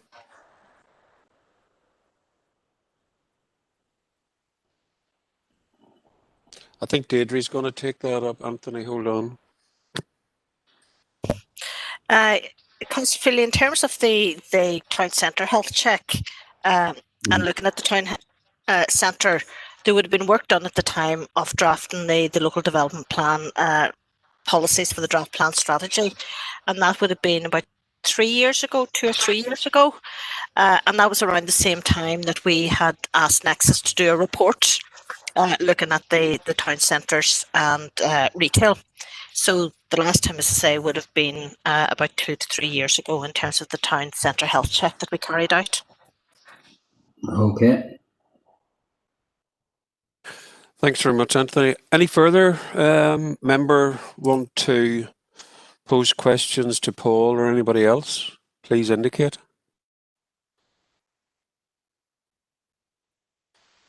If not, then we will move on to reaching a conclusion with regard to where we're going to go in regard to determination. Councillor Maguire, Tommy. Good, Robert, and thanks again. It's certainly a significant application. It has a lot of information to be absorbed.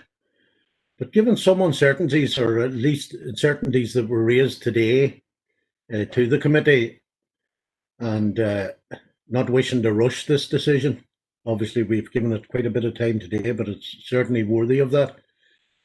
I would be inclined to propose a deferral on this application, so that there is no ambiguity, and any of the issues that were raised that cause concern to us could be cleared up between the planners and the applicant going forward before we readdress this matter at a future date.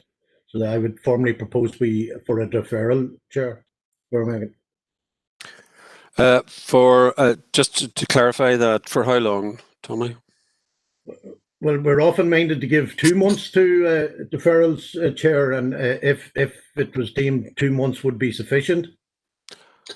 Could I say at least 1 month, or as appropriate by officers, rather than putting a time limit on it? Again, given the significance of this application, maybe some time will be needed, Chair. Yep, that's okay. No, I'm not trying to lead you in any way. I'm just trying to get clarification. That's okay. Certainly, I appreciate your steer, Chair. Yeah, that's okay. Next up, Councillor Feely. Yes, thank you, Robert, and I'll be inclined with agree with Councillor Maguire there. I'm not sure that we've had enough information even to make this decision at this time.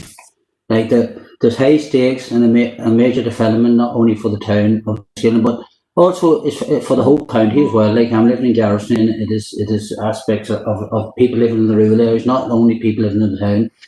And furthermore, we're in the middle of a pandemic as well, and we're facing it into the end of a transition period in less than 2 weeks' time. We're already seeing some of the impacts of our high street with shop closures and entrance and more to come. I think we need to pause here, and we need more information on what our social and economic future will be post-Brexit and post-COVID. And we really need to know a great degree of this, you know. So I'd be happy to... You're seconding Councillor Maguire, Tommy's proposal. Could I just make a comment from the Chair?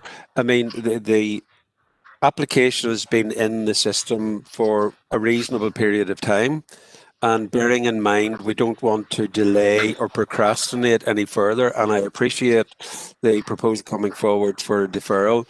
Rather than time bounding it, I think we should leave it to the officers to actually work with the applicant and agents, and should it be turned around quicker than what you, Tommy, were suggesting, I think that would be better, rather than tying them to a time. So I think if you're happy enough, we leave it open, if that's your proposal, for them to decide between themselves in regard to the information to be assessed and then brought back. Okay. Are you happy? Just nod, Tommy. Yeah, happy enough with the chair. Yeah, thanks very much. Josephine, you're coming in, Councillor Deehan. Yes, Chair. I'm just coming in to support the deferral. As Councillor Maguire has said, this is a very important application. And as members of the Planning Committee, we need to be satisfied that we have all the information, that we are able to reflect on additional information provided to us today.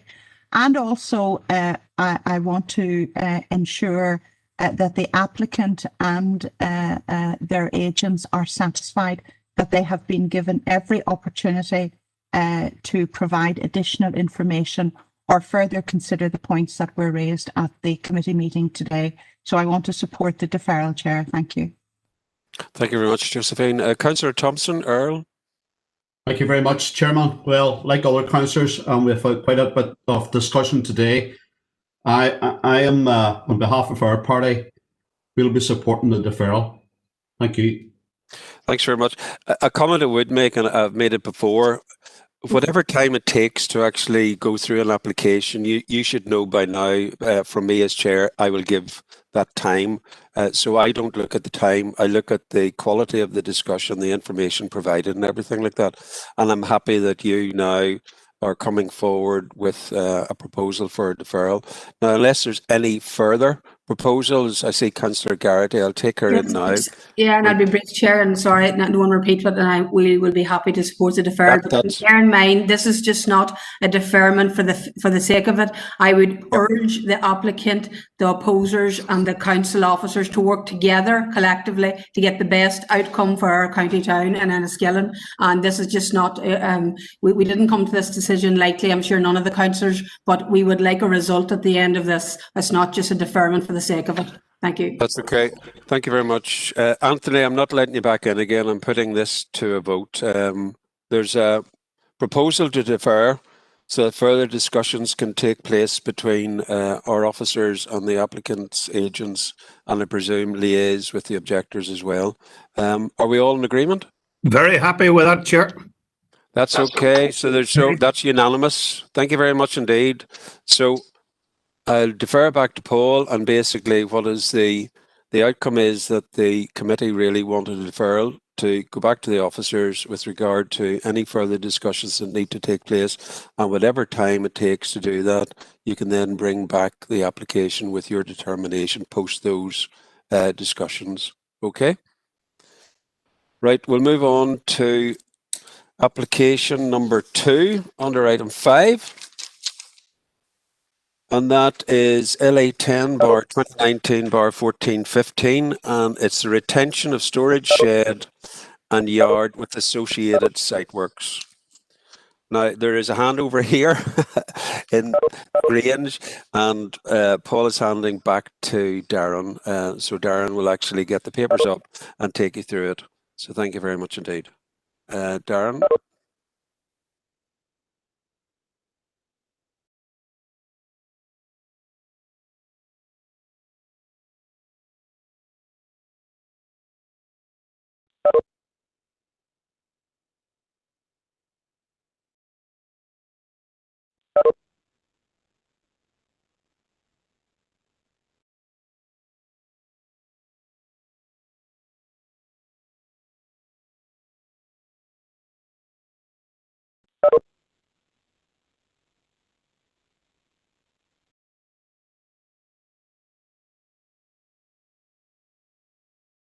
Okay, members, good afternoon. Hope you can hear me okay? Can you hear me okay? Yep, I can hear you. I'm not sure about the others. Go ahead. Yeah. Yep. Okay. Yes, Chair. Loud and clear, Darren. Okay, so application 2 then is LA 10 2019 1415. for the retention of a storage shed and yard for Brent Locker and Sons at Mullenmore Road. The recommendation then is to refuse planning permission for the reasons listed within the report and subject to 4 reasons. So members will recall from the previous meeting the details of the application then, but I'll run through them again. This is the site location plan then. So the site's outlined in red with the Mullenmore Road then running alongside. The aerial photograph then shows the location of the site at the top of the slide with the red rectangle, and then the location in relation to Carrickmore, which is to the south of the site. This slide then shows the building at the top of the slide with the yard and the access out onto the road, and then you can see the purple line at the bottom of the slide, which is the settlement limit of Carrickmore. So the lands at the bottom of the slide are inside the limit, and then the site itself is in the countryside. Block plan shows the location of the building on the site and the yard then surrounding it. And you can see at the purple arrow, the annotation now is that the existing entrance is to be closed off and a new entrance created coming in off the public road. So an aerial photograph then looking down on the site, you can see the building and the yard and the landscaping then, the trees and the boundaries around the side of the site. There's also a laneway you can see at the bottom running sort of east-west off the public road. That's a private laneway. And then the access, you can see the existing access is the smaller of the 2 arrows. That will be closed up and a new access created then by the large arrow. Elevations of the shed then are on the screen. You can see the cladded shed with a door, roller door. And the floor space then is just an open storage shed with 1 vehicle entrance and a pedestrian entrance. So some critical views then. So if we're standing on the public road, roughly in the position of the yellow star, looking in the direction of the purple arrow towards the site, that's the view you can see in front of you. So you can see the road then running to the right hand side and access coming in, the security fencing then, and the landscaping and existing berm. And then as you move closer towards the site, and then that's the yard going in. As I say, that entrance will be closed up and a new entrance created then just the other side of it. Coming from the opposite direction, the yellow star then again looking towards the site in the direction of the purple arrow. I mentioned the laneway, the private laneway that runs east-west at the bottom of the site. So you can see that's the private laneway running to the right, and then the landscaping and the earth embankment along the boundary. And then looking towards the site with the public road on the left-hand side, you can see the building and the landscaping. And the agent has made reference to the yard in front of the site, which is the concrete walls and the 2 entrance gates and fencing. Following the meeting last month, there was additional information come in, which gave more details on the location of the other yard that is owned by the applicant. So this slide shows the other area where they store machinery. You can see there in the handwritten note, it's at 134 Terman Road, Carrickmore. Includes the applicant's dwelling, a main office, and some covered storage sheds where the business started up in the 1970s. And it states there's little external storage for materials, dwelling gardens to the front leading down to Terman Road. The information from the agent also included details on the nature of the business, and that's included within the report. And there's also a plan then of Carrickmore showing the an investigation of the lands, the developed land and undeveloped land, and then a comment on why each of those is not suitable. And I'm sure the agent will go into more detail on that. The red line on the screen then at the top of the slide is the application site. And you can see then the red dotted line is the outline of the Carrickmore settlement limit. The blue then is the middle of the village, which wouldn't be suitable for any storage. The brown then is the undeveloped land, which is vacant, and green then is developed land. And you can also see the quarry on the left-hand side, and then down at the bottom, Terman Business Park, which is outside the settlement limits of Carrickmore, and is referred to within the report. There's also a comment in the report about the approval for McCallan Brothers, and the agent has included that on the slide, showing the position of it in relation to the Council Waste Transfer Centre. So the recommendation then is to refuse for the 4 reasons on the screen. They're summarised just in relation to the issues that are before you, members. So in terms of PPS 21, proposals contrary to PPS 21 is it is not one of the range of types of development that are considered to be acceptable in the countryside, and there are no overriding reasons why this development is essential in the rural location and could not be located within a settlement. In terms of reasons 2 and 3, PPS 4 sets out the policies for economic development. This proposal is contrary to those policies as the proposal is not in accordance with any of the provisions of the policy related to the site in the countryside, and there are no exceptional circumstances to permit the development.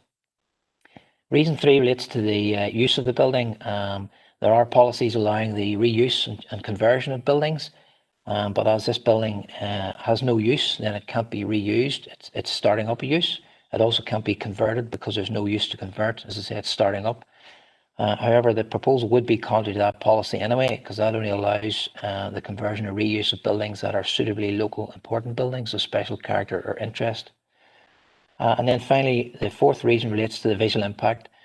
The proposed development fails to integrate sympathetically into its surroundings due to the nature, appearance and scale of the development in terms of the outside storage.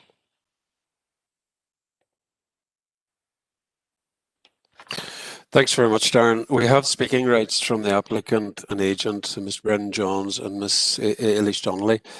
Brendan and Eilish, if you're coming in, you have 10 minutes. I'm going to start now, but for purposes of the tape, if you could just introduce yourselves as you go. So, Brendan, Eilish, you have 10 minutes. Go ahead. Hello, Chair. Can you hear me?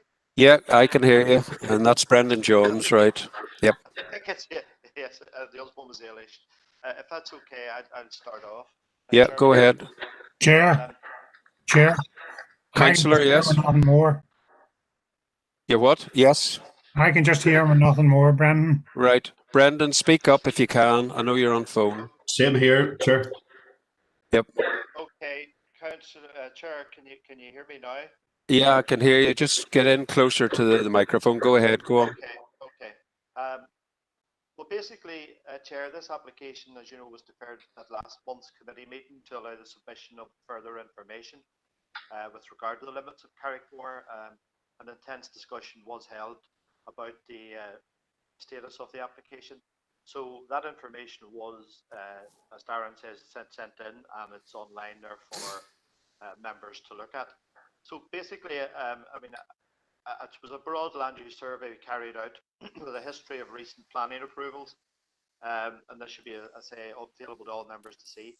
Clearly, from what I had sent in and the interpretation of all the available sites, there were no suitable sites identified to cater for a 2-acre contractor storage shed and external storage yard, which will not have a detrimental impact on any nearby development. So this would demonstrate why the proposed development could not be located within Carrickmore, and that the development has been established in the rural area for many, many years and is now essential to the local economy. Brendan, could I interject here just 1 minute? It won't affect your time. I'm just going to hold you here. Councillor Smith, you have a point of order. Come in now on it, please. Just, I had to take a work there, therefore missed the start of the presentation. That's okay. We will note that you can't take part in the voting. Thanks very much, Chris. Brendan, I stopped the clock here. You can resume now. Thank you for that. Okay, Chair. Well, basically, what I was saying was that the information that I sent in would demonstrate why the proposed development could not be located within Carrickmore, and the development has been established in the rural area for many, many years and is now essential to the local economy. So we would contend that refusal reason 3 could not be sustained. To recap on the other reasons for refusal, take refusal reason 2, the planners at that reason have stated that the proposal is contrary to paragraph 6.73 of the SPPS, which relates specifically to the conversion and reuse of locally important buildings. As Darren pointed out, that the building never had a use. So we would contend then how could you reuse a building which never had a planning use in the first place? So it could hardly offend that paragraph of the SPPS. But if it doesn't fit into that paragraph, then can go back to CTY 4, which in fact allows for the sympathetic conversion of a suitable building for a variety variety of alternative uses where this would secure its upkeep and retention.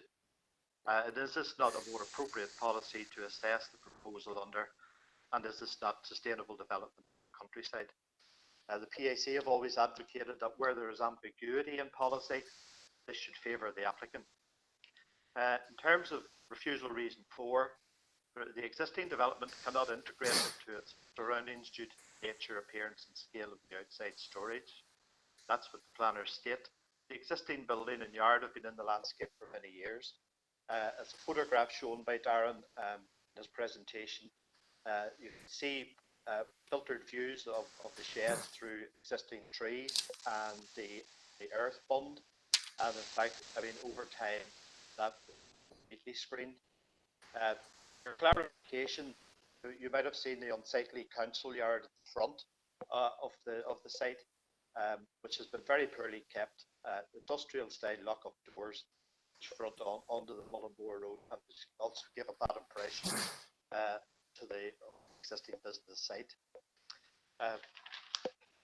From the main refusal reasons, we see the planners have assessed the proposal under PPS 4, the SPPS, CTY 4. Why did they stop there? Because the section 5 of the PPS 21 under planning policies states that in exercise of its responsibilities for development management, the council assesses development proposals against all planning policies and, importantly, other material considerations that are relevant to it. And last month I read out a statement from the Minister of the Northern Ireland Executive, which states that a growing sustainable rural economy and investing in the future is a key strategic priority of the Northern Ireland Executive.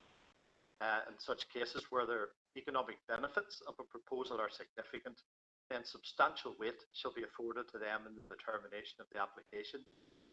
Considering the importance of this successful economic enterprise, Council did not offer the applicant any opportunity to clarify or further discuss the impact of the business and what it would have on the local economy and its future potential. Considering the development management planning assessment of the application and the notification of recommendation presented last month, committee members would really need to ask that the planners give any weight at all to the value of the existing business to the local and regional economy as they are required to under Section 5 of the PPS 21. This clearly gives the impression that the rural economy in this largely rural district of Fermanagh is not a material consideration in the planning process, unlike some other council areas. Going into the refusal 1, Council have used policy PED2 of PS4, planning and economic development, first reason for refusal. This policy supports the expansion of economic uses in the countryside and is a permissive policy that for proposals for economic development uses in the countryside subject to 4 criteria.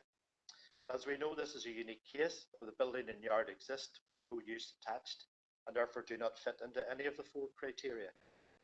Policy, however, concludes by stating that all other proposals for economic development will only be permitted in exceptional circumstances. So having made the case for material considerations such as sustainability, economic considerations to be given determining weight, members will have to decide if this proposal should be considered as those exceptional circumstances. 3 minutes left, Brendan. My client would argue that the planners are presenting due to an opinion to refuse, which we consider had not been fairly assessed against policy and all other material considerations relevant to it, and which is required by policy. In terms of sustainability, which is another major material consideration, paragraph 3.1 of the SPPS states that sustainable development is at the heart of the SPPS and the planning system as a whole. So, sustainable development is the core principle underpinning the planning process. It is clearly a material consideration. For the Council to suggest that refusal reason 3, the applicant should seek another site elsewhere when the existing site has been in the landscape and been in use for over 20 years, leaving the building and yard vacant and without a use for years to come is not sustainable and therefore not at the heart of the planning system. The site's continuing use would ensure that it's kept in good shape and not allowed to fall into disrepair or become dangerous or become a potential problem for antisocial behaviour. So over the years, there's never been an objection or complaint to the site usage. 2 minutes left. There is no harm to the public interest. It represents sustainability and continued use on this existing brownfield site and allows this successful rural economic enterprise to continue to flourish. So just in conclusion, therefore, we would encourage the members to consider the important material considerations forward, which we feel should outweigh those ambiguous policy reasons for refusal put forward by Council, and those economic benefits and sustainability issues which we feel planners fail to address. Thank you, Chair. Thank you, Brendan. Ailish, have you anything? You've only a minute and a half less now. Well, it's just really to add to what Brendan has said, about the economic necessity for the company for the site to be passed. We really need this site for the operation of the company. As stated previously, the economic impact of not having full use of the storage facility has meant decreased turnover. We used to have a turnover of 16 million, now it's down to 10 million. And also our staff has fallen from 100 to 80. We would hope that with the use of the shed, we could increase that again. With regularised use of the site, we would be able to increase our workload further. So we would hope to recover and employ further within the area. I suppose uncertainty of the site means that we haven't been able to fully use it properly, and we would invest in the site. If this is regularised, we would tidy it all up, invest in it, and we would hope that the council would be supportive of passing the site, which has been located there for 30 years. Our projects are finishing up, some of them at the moment, and we just really need the storage facility for plant coming back, materials coming back, scaffolding, especially coming into the holiday period. Ailish, you have to cut across. You have 10 minutes up. Thanks very much for that. Okay. Members, do you have any questions to pose to either Brendan or Ailish? Please indicate now.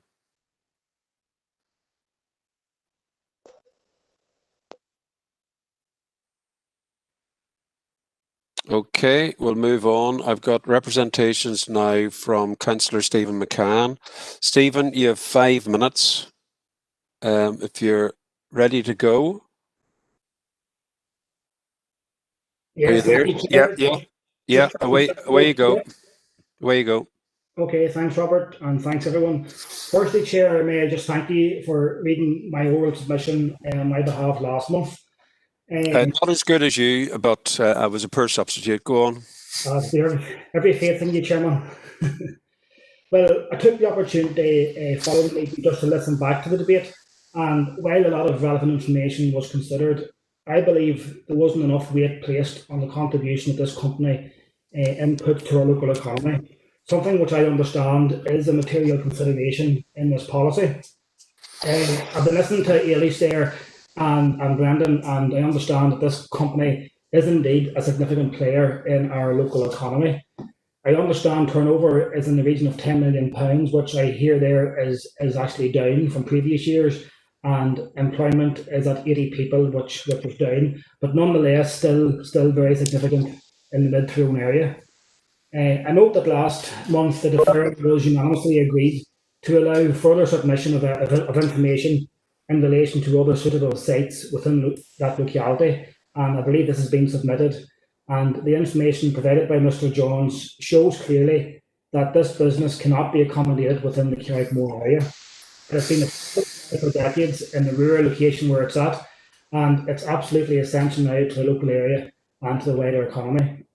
Now, as we all know as councillors, the sustainability of our local economy is critical, and especially in this climate, never before has our economy been as volatile, and I believe it would be absolutely madness, given the climate that we're in, not to recognise the significant weight the economic argument brings to bear on this application. I also understand, and I think I mentioned this earlier, that the plan policy refers to the local economy under Section 5 of PPS 21. I think the approval here would address several things. It would give some security to the future of this business, and it would give the company the capacity to plan for the future. This is a unique case in that the buildings in the yard have been there and existing for many years, albeit without a use. so getting very technical there. And if this application was to be refused permission, the site would then undoubtedly fall into a state of neglect, and that would be of benefit to nobody. There's been no objections to this application, Chairman, and it's been recognised that a successful rural enterprise has been established here. So, Chair, in summary, I believe the case has been well made both last month by the agent and indeed this month again for granting plan approval here. He highlights that no alternative sites are available and provided information to that effect. He's addressed the integration issues that's been raised, and he's also spoken on the weight that the local economy places on plan policy, and I've mentioned that in my comments as well. And I note that that point been well made by Eilish as well, both today and last month. In my own capacity as a local councillor, Chair, I do not want to see a viable business having to vacate their premises only for the premises to lie derelict, and I certainly don't want to see local employers face uncertainty as to what their future might be, and I definitely don't want to see over 80 families worry for their livelihoods when it could be avoided. I believe the points in terms of policy raised by our planning officials have been adequately addressed, and that would give our committee the tools that they require maybe to form a decision here. I would urge the committee respectfully to grant permission for this application, which would in turn grant some peace of mind to the local employer and their employees. Thank you, Chair. Thank you very much, Stephen. Stopped within time. Thank you very much indeed. I'll move on now to Darren to make any further comments that you want to make. Yes, members, just in relation to some of the comments made by the agent there, the question really for members is what is an acceptable use for this building? As you know, the building cannot be demolished on the yard as well. They're immune and they're in the landscape. So the question essentially for everybody is what is a acceptable use? And the policy sets out what acceptable uses in the countryside are in CTY 1. So if members consider that this application should be approved, there has to be a justification under CTY 1 and which of the range of exceptions it falls into. The economic benefits, yes, are material, but they cannot just be given sole weight. There has to be some sort of policy justification behind that, as well as exploring the other issues which relate to the alternative sites. And the agent has gone through those in Carrickmore and ruled out a large number of sites. But there's also a comment that the lands down in the industrial area wouldn't be suitable for storage uses. Well, it would be more suitable on that site than it would be on a site in the countryside such as this. And the policy is clear that storage in the countryside is something that is not encouraged. It's not given any great weight in terms of the economic benefits, purely and simply because of the limited employment it generates. So overall, as I say, the policies remain as before. In terms of this issue about which policy it is it the SPPS or is it CTY 4? It's very clear that the policy is the SPPS for the conversion and reuse of buildings. So the building has to be a locally important building, a suitable locally important building. So just to clarify, the agent is wrong in his assumption that it's CTY 4. It is not, it's the SPPS. Thank you very much, Darren. We now move on to any debate. You can direct questions at Darren, or we are coming to determination. I'll get it out. Determination in regard to this application. So if you could indicate if you want to speak or direct questions to Darren. Thank you.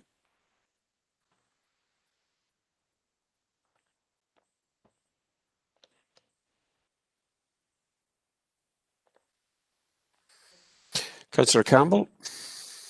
Glenn.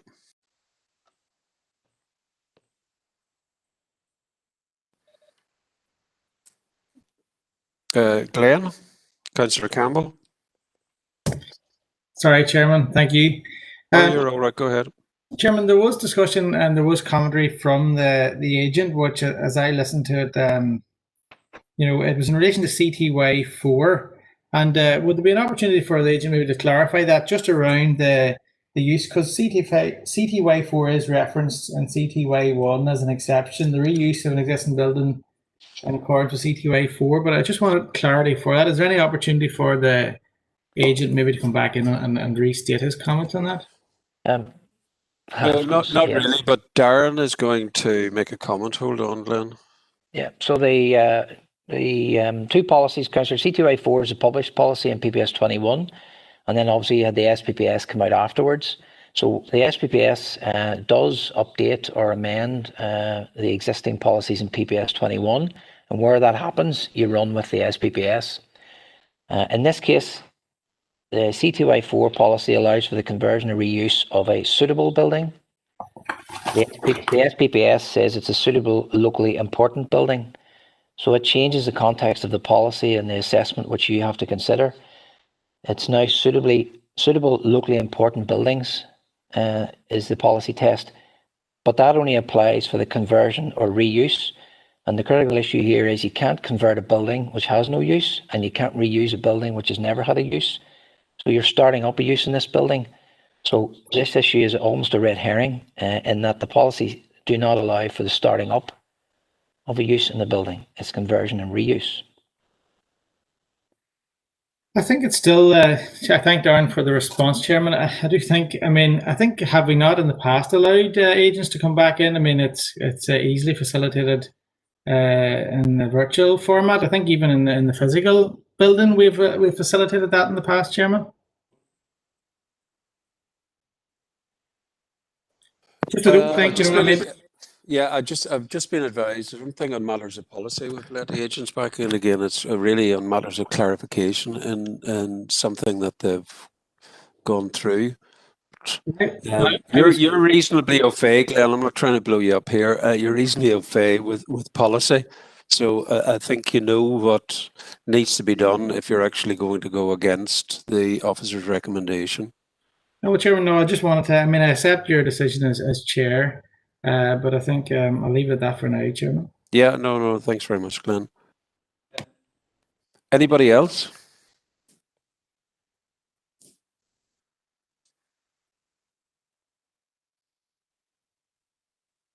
Right, if there are no further questions directed directly towards Darren, we have to come to the determination on this application. It was deferred, it's been brought back again. The agent and the applicant have provided further information in regard to other opportunities. It's now up to you as members whether you actually go with the determination provided by Darren, or whether you feel that you consider that you can go against that and rebut the 4 conditions for refusal. So, decision time, as they say.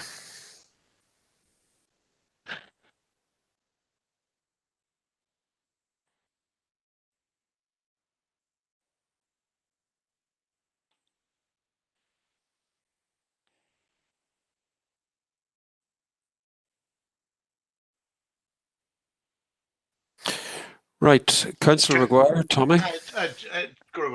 Robert, thanks, Robert.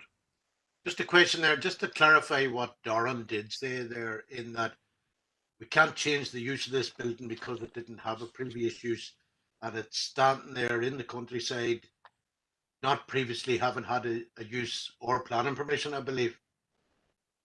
So how many incidences like that are across our district where we've come up against this anomaly where a building has gone past the stage when planning permission was either not sought or is we can't enforce it one way or the other. But how ridiculous a position do we find ourselves in, or would we find ourselves in, if we declare that we can't change the use of a building that didn't have a previous use, and still are stuck with a building in our countryside? That's setting aside what Councillor McCann indicated on Eilish and Brenton, the reality that there are 80 jobs dependent on this company that uses this shed that Darren presents to us that we never really had a use. Yeah, I'm sure that ridiculous situation is not lost on every member, and that's why the silence is probably deafening in relation to how to overturn this position, because it's quite unique in my experience in the planning. I wonder, could Darren enlighten me as to where do you go with such a situation, because certainly it's the first time I've experienced this one, unless somebody else's previous knowledge. Thanks, Tommy. I'll defer to Darren. Yes, Councillor, there's very, very few examples of this. There are examples previously in the Department of Environment's time, I remember, where you had this issue because you had the 4-year and the 10-year rule, as it was called. where that cropped up, but that doesn't exist anymore. In terms of the number in our district, there's very, very few that I'm aware of, a handful, if even less. This is the first one that's come before the new council, where the background is enforcement action and the building's immune, but the use wasn't. I don't think there's many more will come before you. The critical issue for me as an officer advising you as the decision makers is to ensure that you make the decision based on the right policy. The decision you make is for yourselves, and officers will support you, but what we have to make sure you do is you don't approve it under the wrong policy. That's the CTY4 policy is the wrong policy. The SPPS does talk about this locally important building. So if you think it should be converted or reuse, that's fine, but you have to be aware that that's not the correct policy tests, and the policy tests are set out properly in the report. If members think there's economic benefits, that's a different thing. And you'll note from the report, and in terms of CTY1, it does talk about other types of development will only be permitted where there are overriding reasons why that development is essential and could not be located in a settlement. And I think that's the second point, maybe that members are exploring in more detail the economic benefits, rather than trying to make it fit into a policy which is the incorrect policy. Sorry, Chair, if I could just add, is that... Yeah, go ahead, Deirdre. The issue is not really in terms of change of use, and I don't think that's what the applicant is really arguing in terms of change of use of the building, because if there's an acceptable use for the building, then as a council we will approve that. So in terms of looking at the use, as Darren said, you're really looking at it within the policies under PPS 4, and you have to sort of determine, is this a suitable use given the arguments that have been made by both the agent and the applicant in terms of the benefits, including the economic benefits, and the weight you want to attach to those. And if you want to attach greater weight to those material considerations, then as a council, that's what you have to look at, but not to sort of rely on a policy that doesn't apply, because that could be challenged, and certainly we would not be able to stand over it. Thanks, Deirdre. Councillor Campbell, Glenn. Chairman, well, I thank both Darren and Deirdre for their comments and for their input there, and I suppose I do attach significant weight to the economic argument. This is a very unique planning application, as already been said, and indeed it comes at a unique time as well. We have to make our decisions based on policy, and we have to take into account the economic argument, and we are in a time, I believe, when the amount of weight we should attach to economic considerations is at its peak. I say that for, I think, two fairly obvious reasons, emerging from a global pandemic, hopefully emerging from that and building our economy from that, but also in a very uncertain time as the transition period, as we deal with Brexit and all the challenges that places. So we're at a unique point in time, and also we have not a speculative application here, but an application from an established business who employ 80 people at present. Turnover, as said, I think of 10 million, but that's down. But that's very significant, and I would attach very significant economic weight to that. And indeed, add to that the fact that this building, as Councillor Maguire has pointed out, and as the agent has pointed out, has been there for, 20 to 30 years. So it's there. In terms of visual impact, feel and integrate, I don't believe that carries a huge amount of weight, given that the building is there and it can only, if you like, deteriorate, as has been pointed out, if it is not being used. So I am supportive of buildings being reused in the countryside, and I appreciate what's said around finding the policy grounds, but I do believe that the economic argument is so significant that we need to find our way through this. I believe that this is a locally important building. I believe that. I believe that anything that's part of sustaining 80 jobs, 80 plus jobs, I will say, because I think the applicant has pointed out that there's been a reduction in turnover. They have ambitions, I'm sure, to increase that.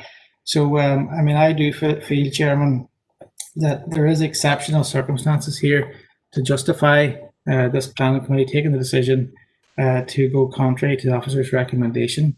Well, I'll come in at this stage, Glenn. We have 4 recommendations for refusal, and I know what way you're going. And we've heard what Darren has said in regard to the PPS as opposed to CTY4.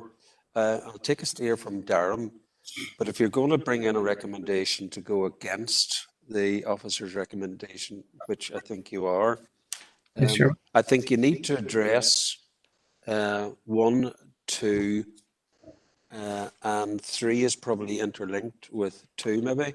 4, in regard to integration, if you overcome the first 3, I think can be overcome in regard to use and suitable conditioning. So if that is the way you're going, I think you need to address, and I think you've sort of highlighted roughly in regard to economic benefit and the issue that it may, in your consideration, be a locally important building of special character interest because of the economic conditions. So those would become interlinked. Not that I'm trying to lead you, but I am.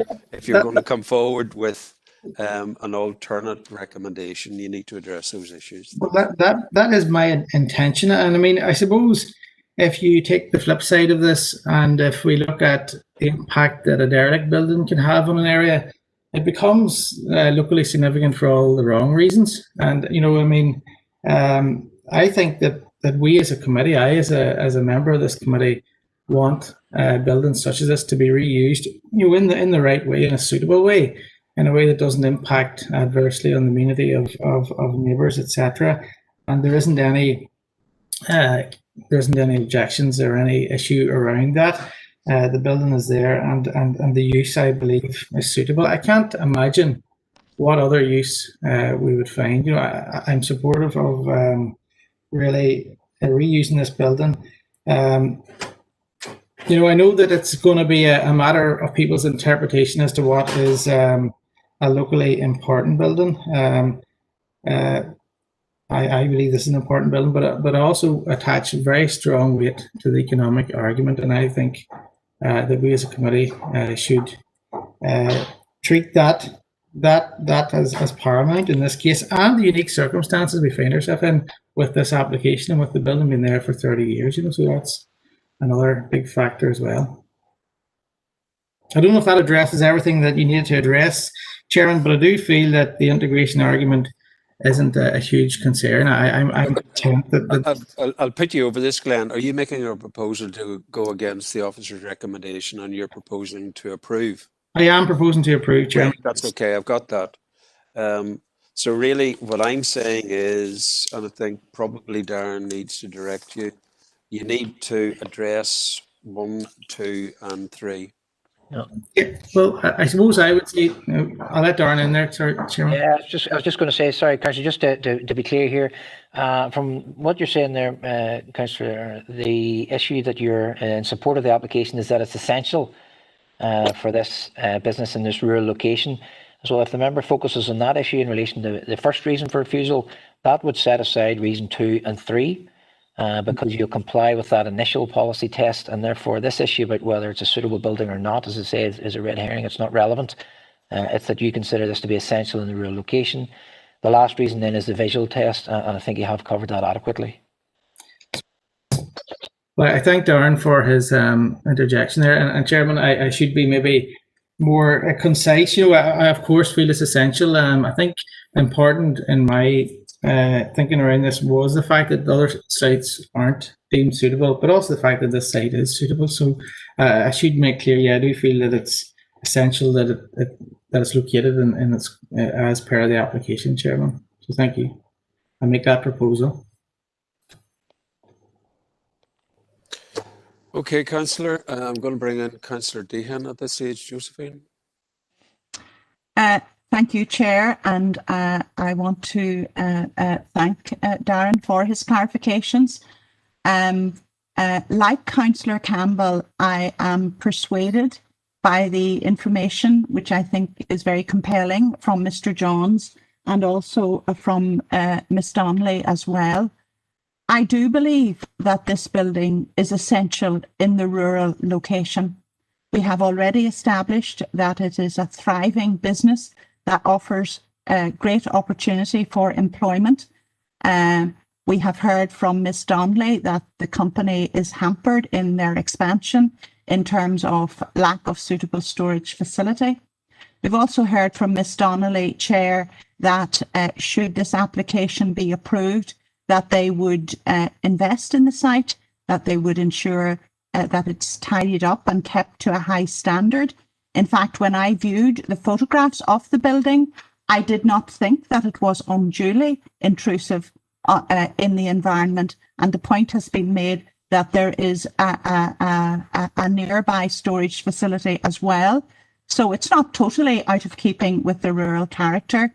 And Mr. Johns did inform us that there are no suitable alternative sites within the settlement of Carrickmore.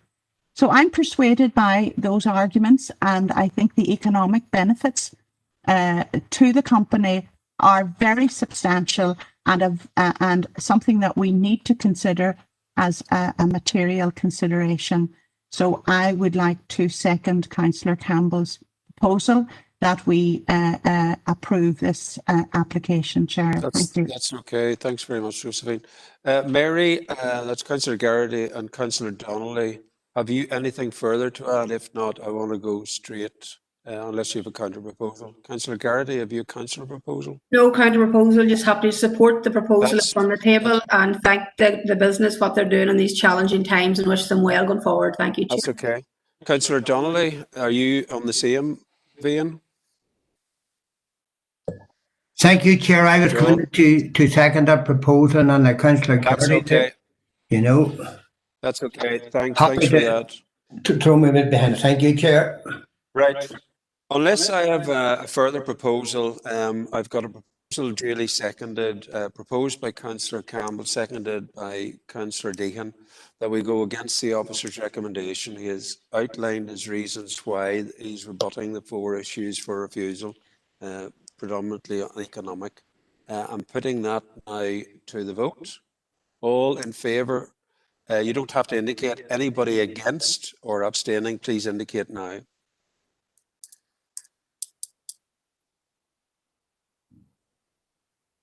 I don't see any abstentions, so I'll take that as unanimous. Darren, the one issue, I think, Councillor Campbell, there was an issue with integration. I think going forward, Councillor Smith, before we go forward, what do you want to say? Just to record my abstention as I missed the start. That's okay. I'm just going to say the issue with integration, is there a suitable condition that could be added in with regard to further screening? Yes, Member. So in terms of the application, there would be 3 suggested conditions that I would propose, and I would ask that the power to word those as delegated back to officers. The first one would be the landscaping scheme, just to improve on what's there and maybe look at some more native species landscaping. There's a new access proposed, so that would be a standard conditions in relation to provision of access displays. And then finally, as the reason for refusal has been to approve, as it's essential, the use then would need to be conditioned to be a personal condition related to the Brenton Locker and Sons business that is used for storage as part of that business only. To ensure that the reasons support the recommendation that members have made now.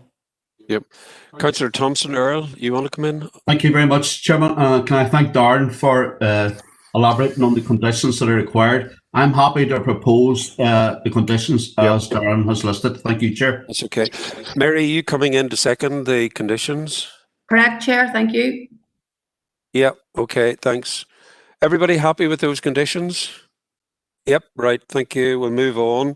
Because of the extension, I've got leniency to go to about 18 minutes past, so we've got a few more items that we can go on. We're going to go on to item 6.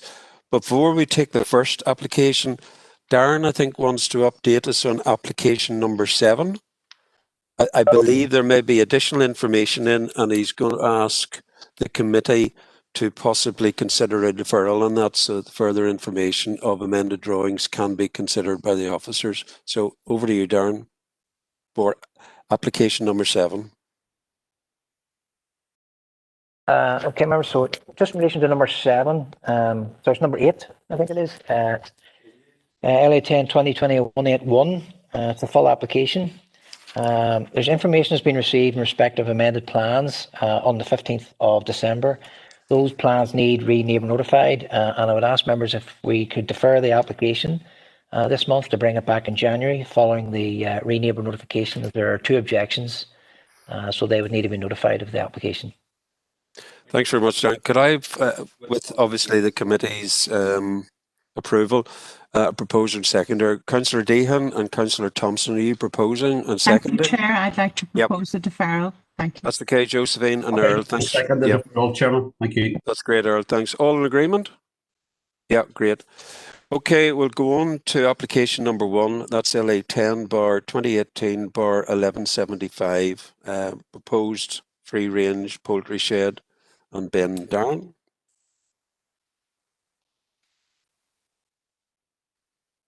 Application number 1 is LA 10 2018-1175, proposed free range poultry unit with a feed bin, a storage shed, and a standby generator building and associated site works. It's for 16,000 free range egg laying hens on lands at Lairden Road in Gorchin, Omagh, and the applicant then is W. Campbell. The recommendation then is to refuse planning permission for the reasons listed within the report and subject to 1 reason. So I'll just take members through some of the details then of the application, and I'll go into more detail then in terms of the reason for refusal at the end. So the site location plans on the screen, you can see the building then set back in the middle of the field with the access then via the new laneway along the left hand side. The block plan then just shows it in more detail. You can see it's a typical poultry shed, a long rectangular building with the concrete apron around it and a turning circle for larger vehicles with the access then via the new laneway. That's the elevations on the bottom then, and the floor plan at the top, showing the internal layout of the building. And then these are the other elevations just of the storage shed and the tower and generator building, standby generator building. So members will note from the report, there's no real issue in terms of CTY 12 in terms of the normal policy tests for agricultural buildings. However, the site is located near to a number of sites of nature conservation.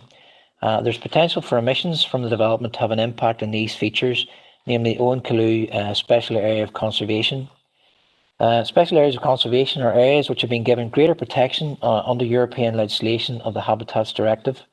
They've been designated because of the possible threat to the special habitats or species which they contain, and to provide increased protection to a variety of animals, plants and habitats of importance to local biodiversity value. In terms of this site, you can see within the 7.5 kilometres of the application site, there are 7 ASSIs. There are also 2 SACs. That's the special areas of conservation that I'm referring to. When we look at the ASSIs, you can see them listed there number 1 to 7. And the SACs then number 1 and 2, Owen Calloo River and the River Foyle and tributaries. And you can see then the site location then is roughly in the position of the yellow star, with the road along the bottom, and then the Owen Calloo River SAC running along the blue sort of dotted area. As part of the application then, the Council has consulted with a statutory consultee, which is DERA NIA, and they have considered the impacts of the proposal on the sites of nature conservation around the area. Overall, they are content with the proposal, that is in line with their operational protocol. But as part of their consultation reply, they have advised that the Council should ensure compliance with the habitats regulations and the wildlife order. And this is a statutory requirement. So as part of that, the Council consults with Shared Environmental Services, who are employed to support the Council in our role as the planning authority and our responsibilities under the habitats regulations. The SAS have reviewed the information that's been presented in terms of the reports. They've also reviewed the replies of DERA NIA, and have advised the Council that 2 sites will be impacted by the development, the Owen Calloo River SAC and the Owen Calloo and Glenelly Woods SAC. You'll note within the report they have gone into detail, and that's been repeated within the text in the report in relation to the AQIA, the Air Quality Impact Assessment, that it doesn't actually take the closest point to the SAC, and doesn't accurately model the concentrations at the closest point of impact and may be underestimating ammonia concentrations. As part of their consultation reply, and NIA have confirmed as well that the critical load of both sites is currently exceeded. In this case, the critical load for the feature is 1.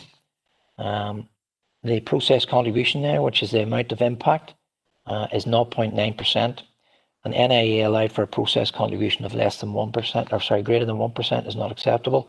So in this case, you're very close to the limit, this 1% rule, which I'm sure the agent will go into in some detail now. But for the reasons listed within the report, the application is considered to underestimate the impact due to the proximity to the features and the assessment that's been taken into consideration. So the critical thing, members, as I say, is the impact upon the SSC. And for the reasons listed within the report, it's considered that the application, either individually or in combination with existing and our proposed plans or projects, is likely to have a significant effect on the European site, namely O-include SSC. And as I say, that's from the emissions from ammonia from the site. Thanks very much, Darren. We have representations now from Philip Marshall, the agent for Mr. Campbell. Philip? Yep, can you hear me? Yeah, I can. When I let you in, you're up to 10 minutes, as long as you introduce yourself. So I'm just about to do you now. Okay, you have 10 minutes, Philip, if you could introduce yourself for the purposes of the tape. Yeah, thank you very much, Mr. Chairman. Yeah, Philip Marshall, agent on the scheme. I just want to outline a bit of history on the scheme, if I may. This application was made back in August 2018, which is over 2 years ago. Before the application went in, we carried out a fairly extensive feasibility exercise to make sure we had basically ticked all the boxes, if you like. One of the main things we looked at were the ammonia emissions. And back in 2018, we were able to comply with the current guidelines. It's worth noting that back in 2018, SES Environmental Services, a relatively new consultee, more or less exclusively followed the recommendations of NIA. So basically, NIA, generally, if they accepted the application, SES followed that to the letter. It's worth noting that all the other statutory consultees except SES are now happy with the proposal, as Darren has outlined. That includes NIA. Going forward, it seems SES and NIA now seem to be in a total disagreement with each other over these ammonia emissions, what guidelines or what will be acceptable at certain habitats. And I think it's very... You're cutting out, Philip, or you've gone. You've bad connection.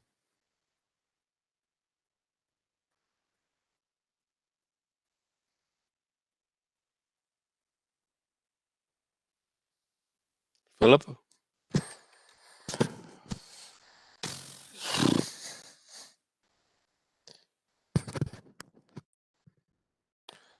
Philip?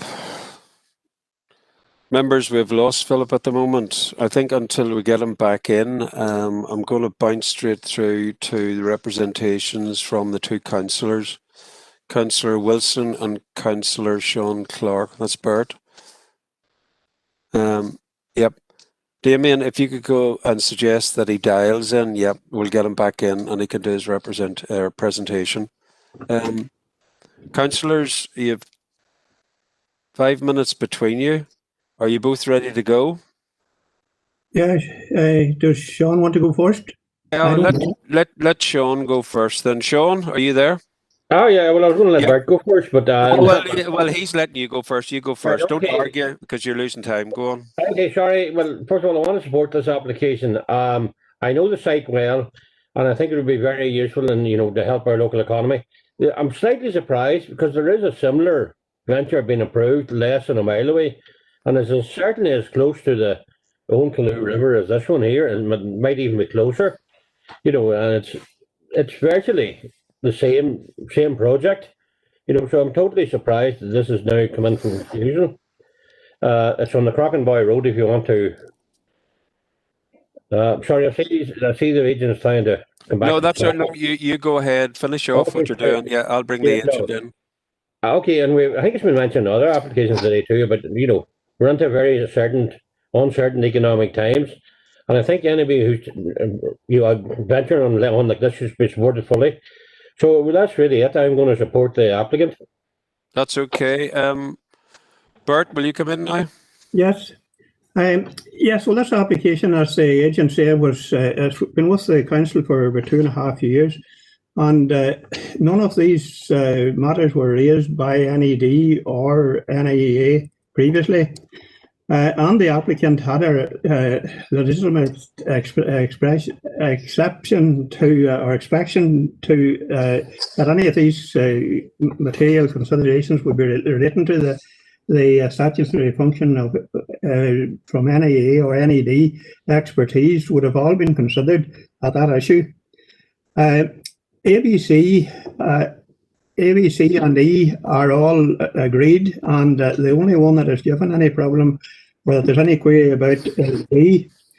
And I don't know how, they have said really nothing firm. It could be, maybe it could be, and then they say also that it cannot be concluded. And just up the road from me, there's a 3-shed poultry unit, 50,000 birds, not very long. And the main river between Dromore and Omagh is on one side of it, and a designated bog on the other side. What we have here is an application by 2 young farmers who came home to assist on the home farm and at some stage probably be the main farmers. One was to help with the cattle and the other was to move into poultry. And they were granted £140,000 to assist in erecting a new poultry unit. They did apply for 2 houses, but on the planner's advice reduced that to 1. That is 50% of a reduction, hoping to get it through. Where other producers clean out their sheds once a year, the environmental benefits to the atmosphere is not 100%, but at quite a cost to themselves, they have agreed to fit a system which cleans the shed out every week and it will be moved off farm every 3 weeks. The river running through Omagh, which I say is one of the largest rivers in Tyrone, it runs through our farm, and legally we can spread farmyard manure, slurry, cows, pigs or poultry within 20 metres of the bank of that river. Yet this application is around half a mile away from any river, including the Owen. To me, this is really double standards. As the applicant and his agent have done all in their power to get this sorted, the funding again cannot be moved to any other system on the farm and will be lost because of the system. I would ask that you look sympathetically on this application and give these young men a once-in-a-lifetime opportunity by approving this application. What I put before you is not altogether my words. There's quite a lot of that taken out of the planner's application. And they have here stated clearly the rivers have no issue with draining assessments. EHS has no issue and no content subject to conditions.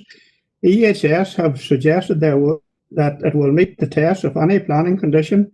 DERA and NIEA and the Natural Environmental Division reply they have no issue and they are content that the proposal is in line with DERA's operational protocol on nitrogen emissions. Raising new issues that is really 20 seconds left, Bert. It's said to be unfair by the planners themselves to land that on the applicant and the councils. So I cannot see that there should be any problem here, and I would propose that the council grant an approval to this application. Thanks very much, Bert. You've finished just on time. Thank you. We'll go back. Philip, can you hear this time? Yes, I can hear you now. Yeah, you go back in. You've still, you can resume. You've got about eight and a bit minutes, okay? Well, how much did you hear? Sorry, I didn't know. We heard we heard about a minute or so of it, so you're all right. Go on. We heard about NIEA being contradicted now by SEA, and all the other statutory agencies are in agreement apart from SES. So Sorry, Chair. Sorry, yes, Councillor Maguire. If I could just recommend, maybe you would give the man the full 10 minutes allowance. What he said at the start wasn't all that great coming through. Okay, I'll give him 9.5 minutes. Go on. You're right. Go on. Can you hear me on the phone okay? 'Cause I'm on the phone. Yeah, you can. Yes, go ahead, Yeah. Philip. Go on. Well, basically, yeah. Well, just saying that SES and NAA now seem to be in total disagreement with each other, and I think it is very unfair to my client who's applied for this application in good faith. He spent thousands of pounds and is now going to end up with nothing. You know, my understanding is that Minister Poots is bringing forward a new environmental policy very soon. So at the very least, they would ask that this scheme be deferred until that is in place, and hopefully SES will have signed up to it, and we will know more where they are with these ammonia emissions and whatever. Because at the minute, it's in total disarray. I mean, they're totally at odds with the NIA on this, who in my view are the overriding authority. So in summary, when we applied, the scheme was ticking all the boxes, and now we're looking at a refusal because the SES have changed their policy. But surely the scheme should be assessed under the policy at the time of application. Thank you. Thanks very much, Philip. That's very concise. Members, do you have any questions for Philip in that regard? Right. If you don't, that's fair enough. We've already heard from the two councillors. Oh, I can't see them. I haven't. Oh, yes, sorry. My apologies. Councillor Garrity. Mary, go ahead. Thank you, Chair. Just be brief, and thanks, Philip and Councillor Wilson and Clark for their presentations too. Just a question, Philip. It will concern us all, the loggerheads that you've alluded to, but I'll ask the planning officer too. But there was 4 representations that have been received from objectors. Now, it is referenced in the report that they're all the same. They're all from very different corners of the world within our wee world, and it's funny how they come up with the same one. But my point is that they raised a lot of very in-depth and statements within that. I think it was a Councillor Wilson or Clark said that they were trying to put in mitigations to make this operation as safe as possible. Can you comment on what your applicant is proposing to do in that way, in layman's terms, just for me? Because I think that there's a lot of beefy words in that which might necessarily be all true, and I'm surprised that there has been no opportunity to make representation by them here either, if there was such due concern. Thank you, Philip. Okay. Thank you. Yes, well, those particular objection letters, we have seen them on numerous applications all over Northern Ireland, because we do quite a lot of these, but they're basically the same letter that is typed out, and basically the heading is changed for whatever the particular scheme is, and I think they're objecting to really intensive agriculture across the board. It's not necessarily specific to this application, or they just pick certain applications and send them in, and then obviously causes all the chaos that brings forward. But our applicant here, I mean, this Darren hasn't really alluded to it, but this application started out with 2 poultry sheds, which is why the location map may look a little strange. But we were proposing an air scrubber system on the poultry house, which has been passed on other schemes before this. But the NAA and SAS now both deem it that you can't use an air scrubber system on a free-range poultry house. Now, I can't understand how they let it happen on certain applications, and then now they suddenly realise it doesn't work.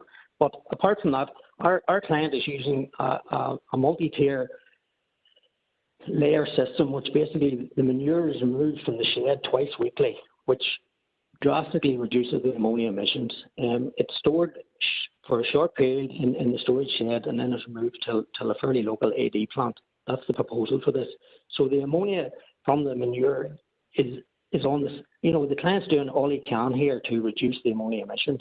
And I think, you know, this scheme, if things had moved a bit quicker 2 years ago, and there's various reasons maybe why they didn't, but this scheme would have been passed, because we have others similar that have been passed, but it's just this one has got delayed, and now the goalposts have moved, and now we are where we are here. And I think it's totally unfair that if they want to change the policy, that's fine, but set a date from then on, not going back.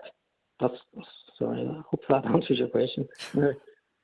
That's okay. I think it should. It does. Thank you, Chair. Councillor Smith, Chris. Thanks very much. I would like to ask is reading through the reports. I know that some of the statutory agencies have a problem with the fact that the modelling exercise for the ammonia was done in an area that wasn't the closest to the areas in question. I suppose I'd like to ask you, do you feel the difference, which I think is about 100 and something meters, would be enough to, would it be a negligible difference if it had been taken from the closest point, or would it be material? Sorry, who's that been directed to, Chris? To Philip? No, to the applicant in the first instance, because I'm assuming that he has. Right. Well, that's all right. Philip may be able to answer it because he's speaking on behalf of the applicant. Yeah, well, I'm no expert in these air quality reports, but well, I mean, I'm not really qualified to answer that question, but I don't think a couple of 100 meters will make a significant difference. But again, I'm not stating that as a fact. My understanding, you know, it's a generalization of the ammonia from the specific shed. You know, but I'm sorry, that's all I can answer on that one. That's okay. Fair enough, Philip. You've said that. We'll move on. Any further questions for Philip? No, I don't see anything. Right, we'll move on to your comments, and then we'll move to debate and questions back to Darren. Darren? Yes, members. So there's a reference to the length of time the application has been in, and that is correct. As the agent says, the application has been amended from 2 units down to 1 unit. That was at the suggestion of the applicant and his agent, not at the suggestion of myself, just to point that out. The change was in an effort to overcome the issues and the impact upon the nearby habitats. As Councillor Smith pointed out correctly, and you'll note from the report on page 9, one of the issues is that the air quality impact assessment has measured a distance away from the areas when it should have been closer. Now, to me, I'm not an expert on this, but I would only assume that the numbers will change as you get closer to the protected woodland, the protected SAC. So a site closer to the SAC would produce a higher impact. However, that would be something that the agent and his experts would need to model. In terms of the actual policy reason for refusal, members, just to be very clear, that the mitigation has been taken into account by Shared Environmental Services when they're giving us the advice, and they've come back and said that it's not sufficient to ascertain there are no adverse effects on the integrity of the river. The reasons for refusal are very technical in nature. It's simply not a case of you can say the benefits from the applicant in terms of the farming benefits to the applicant overcome the environmental consequences. There needs to be something specific to the reason for refusal that comes before you, and they should be able to use if you want to set aside the reason for refusal. The council has a legal obligation in respect of the habitats regs. We have to give it due weight. In fact, it goes far as saying you have to give great weight to the consultee's replies. You can depart from that if there's cognizant and compelling reasons for that, but you need to give specific reasons on that. So clear, logical and convincing reasons why you think the application should be approved, contrary to the recommendation and the views of the consultee. Thanks very much, Darren. Any further questions for Darren? Chris, Councillor Smith. Go ahead, Chris. Thanks, Chair. Certainly, as I read the report, it's more along the lines that you can't be confident, rather than the evidence put forward by the applicant show. Would that be a fair assessment? Yes. Yeah. Now, given the very, I think it's a very strange situation as to all happened, where one government department came back and said yes, the other one said no. Do you think it would be possible that in a situation where that modelling was redone at the closest point, that it could overcome that? I think much like the agent has expressed an opinion there, Councillor, I wouldn't be qualified to comment on that. I don't know, but from a layman's person, if you get closer to a site when you do the measurements, then there's a likelihood that the impacts will be greater. But as I say, that's something that I wouldn't be able to comment on. I suppose what I'm saying, Chair, if you'll just let me in to say back, I mean, the difference could be negligible, and there in that situation, that reason for refusal then ceases to be on board, you know. So is it Councillor, but there's not enough there, rather than the evidence shows that. Can I just clarify something? Before I let Deirdre in, I'll just cut across you, Chris. We've had issues before, particularly with NIEA, in regard to some of their comments coming back in consultations. Now I'm going back a couple of years, but it was useful. It was recently, maybe about a year and a half ago, where we actually had them available to comment. I think in this regard, because it is very technical, and it is on a technical nature with regard to environmental condition, that the application is being put forward for refusal, that members may consider a deferral and a request for an attendance from NIEA and SES, because SES seem to be coming forward with a slightly tangential view in regard to that of NIEA, and that may then inform us as committee members better. And therefore we could go forward properly to a determination, because I think there is an issue here in regard to the advice and why the advice is coming forward. That may also tease out the issue of modelling that the applicant may have to carry out, or it may be just down to the methodology. So before we go any further, that's the point I think members need to take into account. I'm looking at the time, and basically when we finish this item, that's it. We won't have time for any more. There will be no further extension. We will just reconvene tomorrow at 10 o'clock. So I'm bouncing it back to you as members as to what way you want to go forward. Can I just clarify? Yes, Deirdre, yeah, come in. It's just to clarify, the difference is not between two government departments, but between NIEA and SES. NIEA is a government department. SES are a shared service that supports the council in making its decisions around the habitats regulations. So they are really a council service as opposed to a central government one. That's even better. Maybe we could get them in a lot quicker than we could NIEA. Yeah. So, Councillor McGuire, you're up. Tommy. Just for clarification on what Deirdre said, has probably informed me even already. The applicant's representative there did suggest that there was going to be a review of policy by DERA, and that there might be a coming together. But what Deirdre says is that SES is a separate body, and that DERA's report would probably not make a difference. I was going to recommend, maybe in line with what he had suggested, that if DERA's new policy was going to clarify the whole situation, we could defer to them. But maybe what Deirdre said has cleared that up. Maybe Deirdre, you could just come back again on that, clear it up for me, please. No, the point was that NIEA obviously are DERA, and they're a central government department. SES is the shared environmental services, and they provide a service to all councils in terms of carrying out their duties under the habitats regulations. So they keep us right in terms of ensuring that we carry out the appropriate assessments, or we make the right decisions, and we don't fall foul of the habitat regulations. So they really should be acting on behalf of the council and keeping the council right.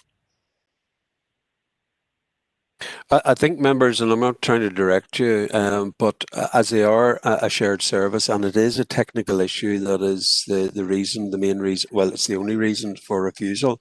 Possibly we actually need to talk to SES ourselves just to clarify the issue, but that may also give the time for the applicant and the agent to actually have some more discussion with regard to our officers in regard to what is the problem, and whether some additional information or provision of information in a different form may overcome the issues that SES are saying.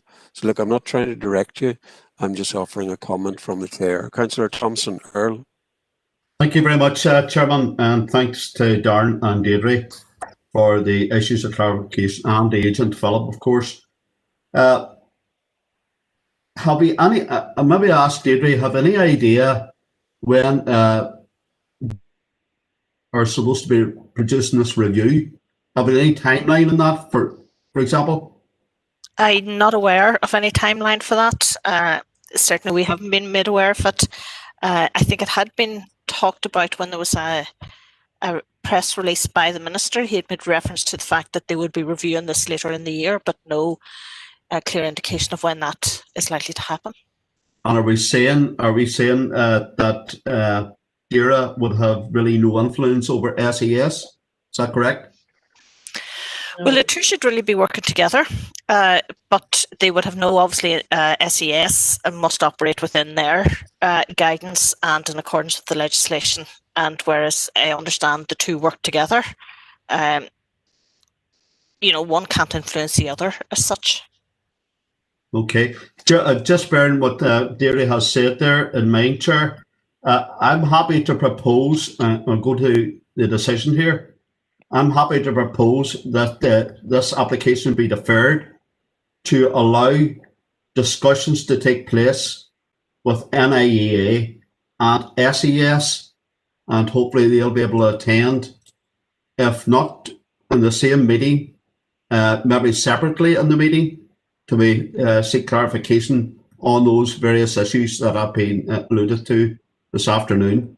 So I'm happy to propose that we have a deferral. That's okay. Thanks very much. Thank you. Paul, Councillor Robinson, are you coming in to second that? Yes, I second that. I think the decision is that the minister's going to make a decision in January. Is my information. He was to do it in December, but it's been put back to January. Well, the problem with that is we can't assume when it's going to happen. We have to deal with the here and now. But there is an issue, I think, and it's been highlighted in regard to NIEA and particularly SES. And I think further discussion would be required, as this seems to be the sticking point. So that's it. Look, sorry, I'm not going to take you. I know you're probably coming in to agree with that. So I'm going straight to the vote. I've got a proposal to defer. So, are we all happy to defer? Yeah. Yep, okay. Right, members, that's agreed unanimously that we defer. Go back to Darren. Members, just if I could just, I'm trying to catch the Chair's attention there. If you are deferring, deferral to allow discussions between NIA and SES is going to be of no value without an updated air quality impact assessment that provides the information necessary. So deferral to provide the report would be the first thing. Once that is received, then we can reconsult SES, and that in the meantime would then possibly allow the Minister to publish his new report. That's great. Thank you very much. I'm happy to consider Darren's comments there, and I agree with what he's saying there. So I'm happy to, as long as that's tied on together. Right. The proposal. Thank you. That's okay. Councillor Feely, Anthony, do you want to come in there? Anthony? Sorry, yeah, just agreeing with everything that Earl and you were saying. I was going to ask, but when I am talking here, Robert, I'm just telling you now, and I have an apology for tomorrow morning. I could be a wee bit late. It could be 10:30 or 11 before I get on there, because I did request earlier on to have the meeting go back to 11, but I know they couldn't. But I'm just telling you now, just start without me, Robert, okay? That's okay. Thanks very much indeed. Councillor Robinson. A bit of fathering be done on the That's all right, fodder. I know that that's for the animals. We're not talking about yourself. You foddered that earlier. Okay, right. Members, that's it. We've agreed. What, Paul, are you coming in? Long we're going to give them? A month or two, or what? No, we're going to give it adequate time in regard. We're not going to time bound this one because there are issues going on. Okay, that's okay. Members, we've dealt with that. We've deferred it. We're not going to deal with any more. We are on the time, and half an hour will not actually complete the business. So I'm going to close now, and we will reconvene in regard to application 2 under item 6 tomorrow morning at 10 o'clock. So thank you very much for your perseverance. It may have seemed slightly long and drawn out, but we have to give adequate time to all applications to actually ensure that we're fully briefed ourselves to come to a determination. So I will see you all again bright and breezy in the morning, and thank you very much indeed for your attendance. Thank you, for those applications and agents, I'm sorry about that, but we'll deal with you tomorrow. Cheerio. Good luck, thanks for all the best.